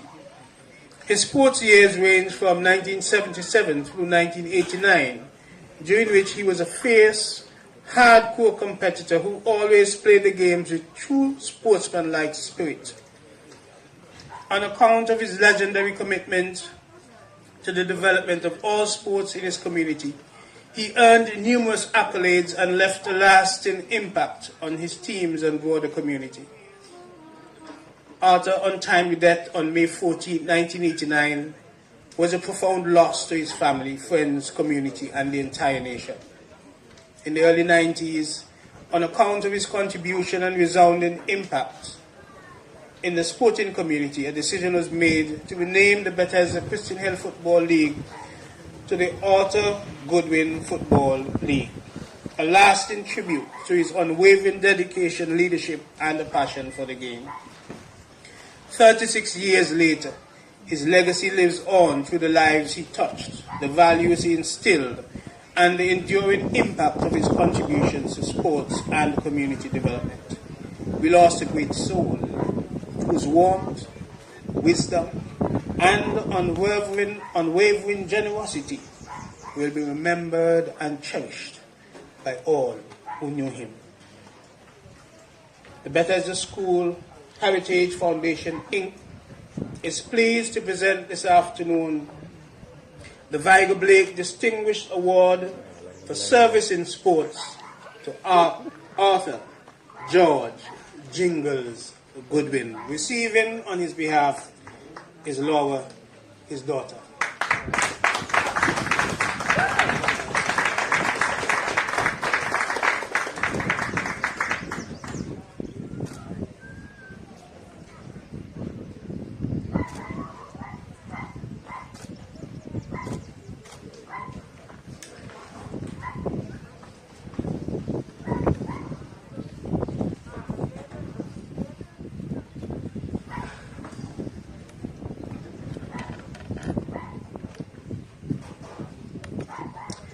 Good afternoon, everyone.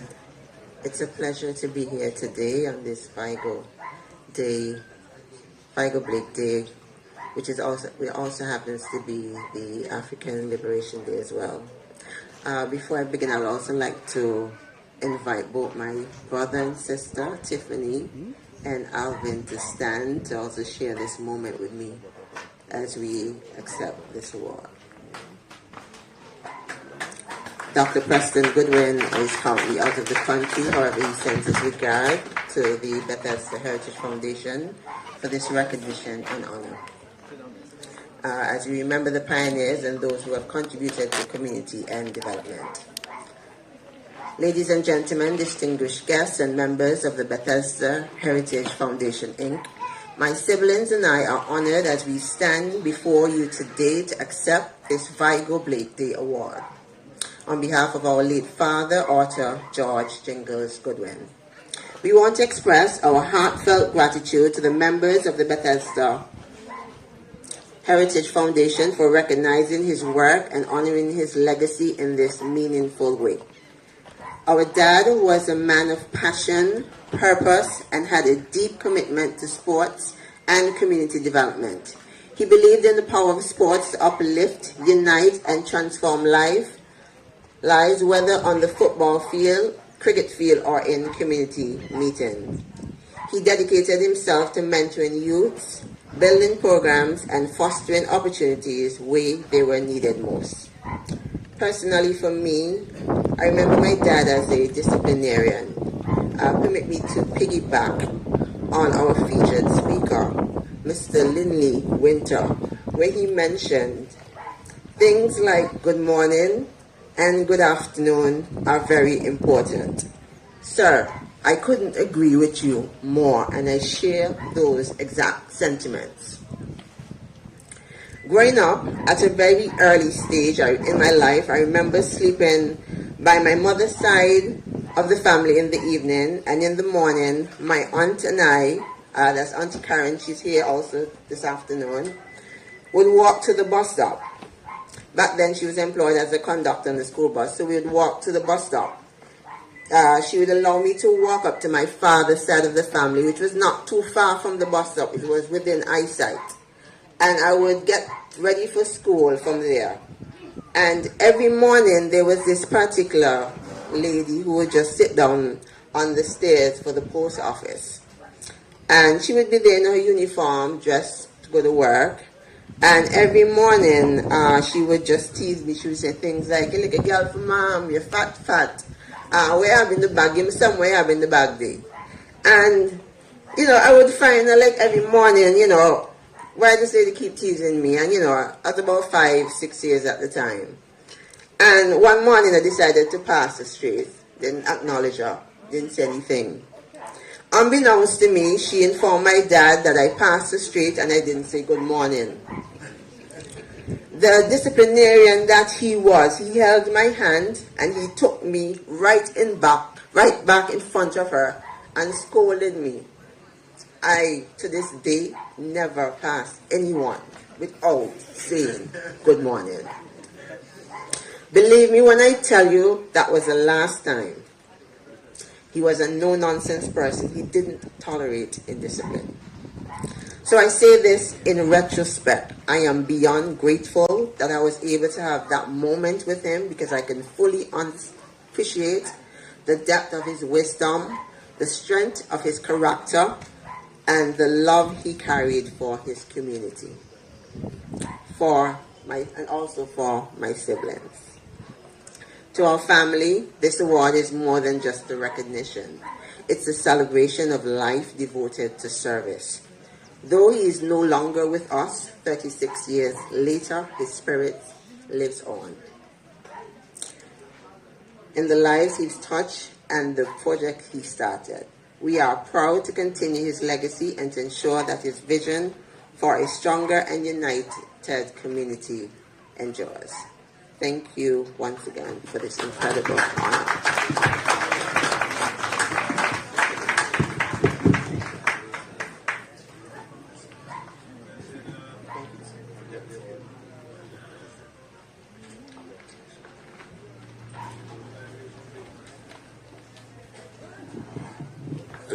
That was the last awardee. I see Franz looking very happy. It brings him closer to the food.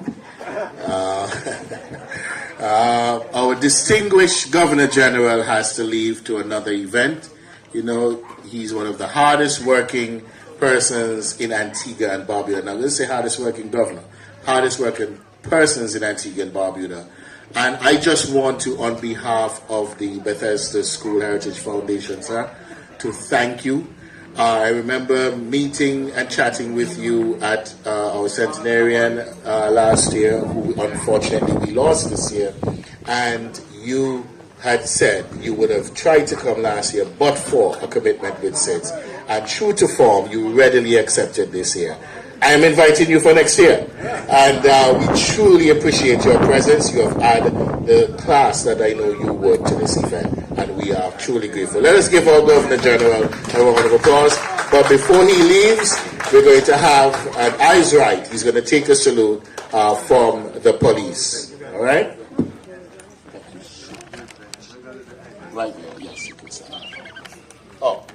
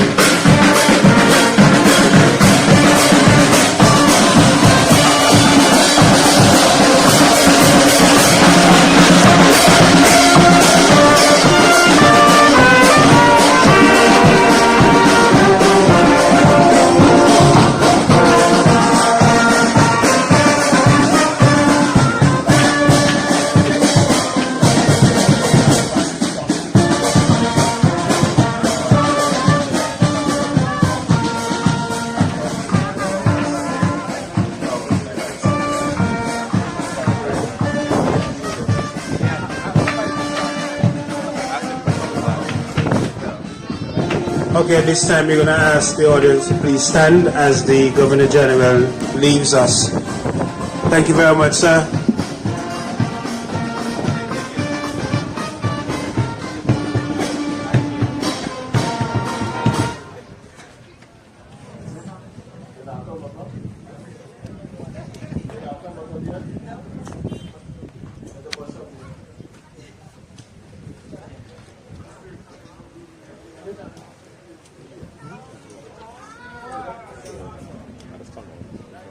Please be seated.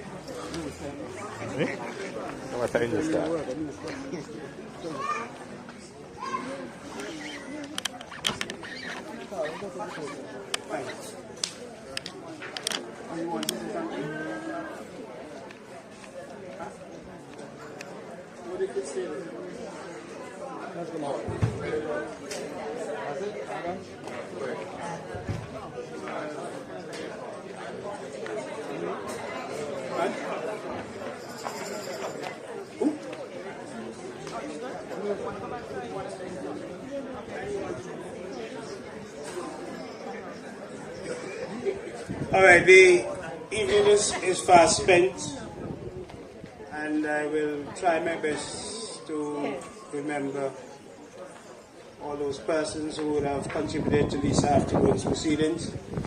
First of all, we want to thank our pastor, Pastor Lucia Baltimore, for not only gracing us with her presence, but also invoking God's presence here with us this afternoon on this special occasion.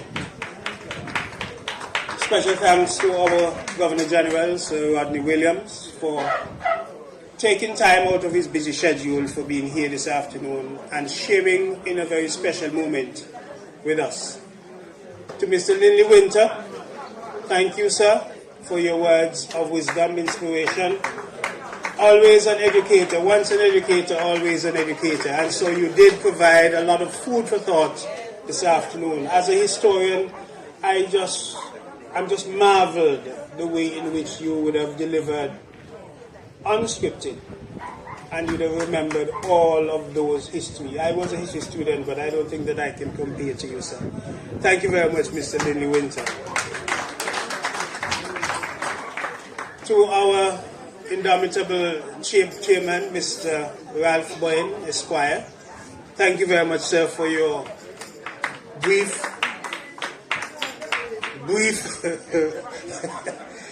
remarks.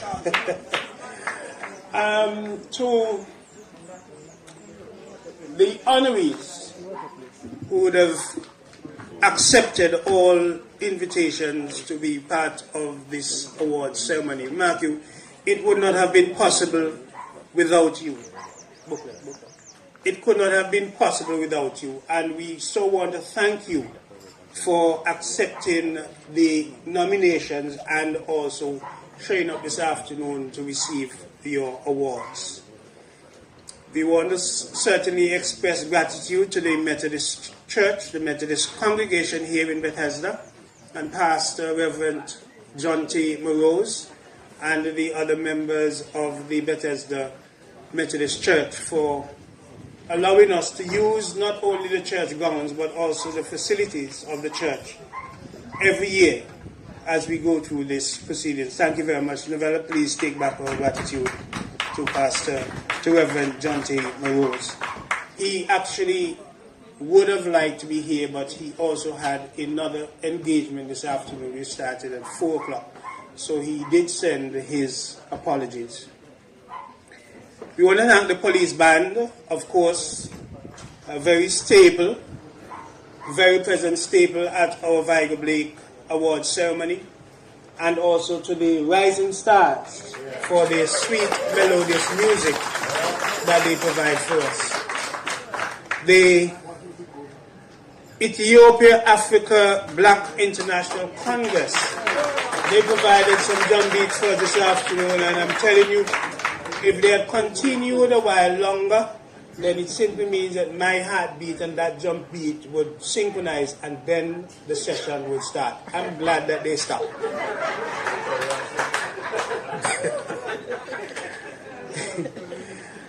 Certainly we want to thank all of the organizers for this afternoon's Sheba dancers, for that wonderful rendition. I was worried for them, but they came prepared. They had all their shoe, and they did a marvelous presentation for us this afternoon to that beat. We want to thank Miss Colleen Paul, our neighbor. Yes. While myself and Ralph were here this afternoon looking at the chairs and the tents, and we were wondering how could we enhance this location, and we were calling all of our last-minute contacts to get palm trees and whatsoever, and Colleen over there, and Ralph said, why we don't ask Colleen? I said, you go. And she so readily consented for the flowers that you see here this afternoon, and most kindly to Elaine and Leah, every year that they come forward and provide our refreshments, we want to certainly thank them for the money. We could not leave here this afternoon without thanking two very, very important organizations. That is Miss Petra Williams, the Spectator. It doesn't matter where she is in Antigua, where she is, once Vigo Blake Day comes up, if you know, some behind the door. Mind the car behind the boy, have money? Because she's suing or liar. Police no money. Anyway, so Peter, once we call, wherever she is, that she finds the time to be here to capture the Vigo Blake experience. And so Peter, we want to thank you very much. Also to ABS, you guys continue to support and these kind of initiatives, and we certainly want to thank you. Ladies and gentlemen, Wadadli Events would have provided us with a cover from the elements. We were good this afternoon, no showers. The sun was hidden behind the clouds, and we want to give God thanks for all of that.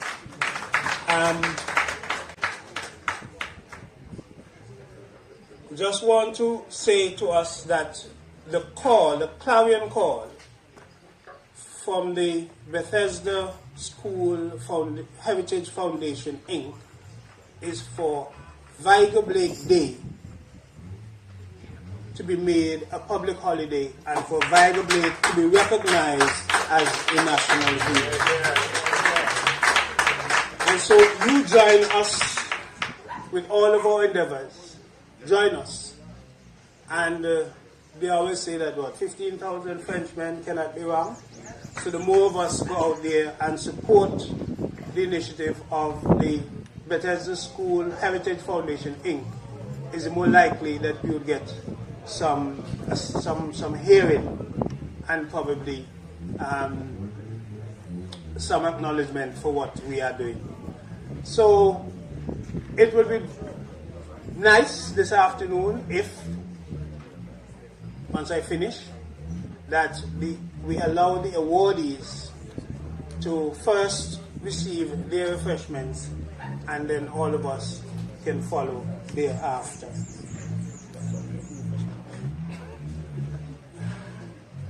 There's a gentleman behind me here. I taught him in school and he's telling me that he doesn't want to give me a cuff because I didn't remember to call his name in thanking persons. And also my brother would never forgive me for not announcing that this afternoon's sounds is provided by STC Sound and Mr. Kadim Joseph. Thank you all very much. Thank you very much. And we look forward to seeing all of you next year to come back right here in this very space, this very place, where we will do some more honoring of our awardees. Mr. Malcolm, Alvin, thank you very much for coming, sir.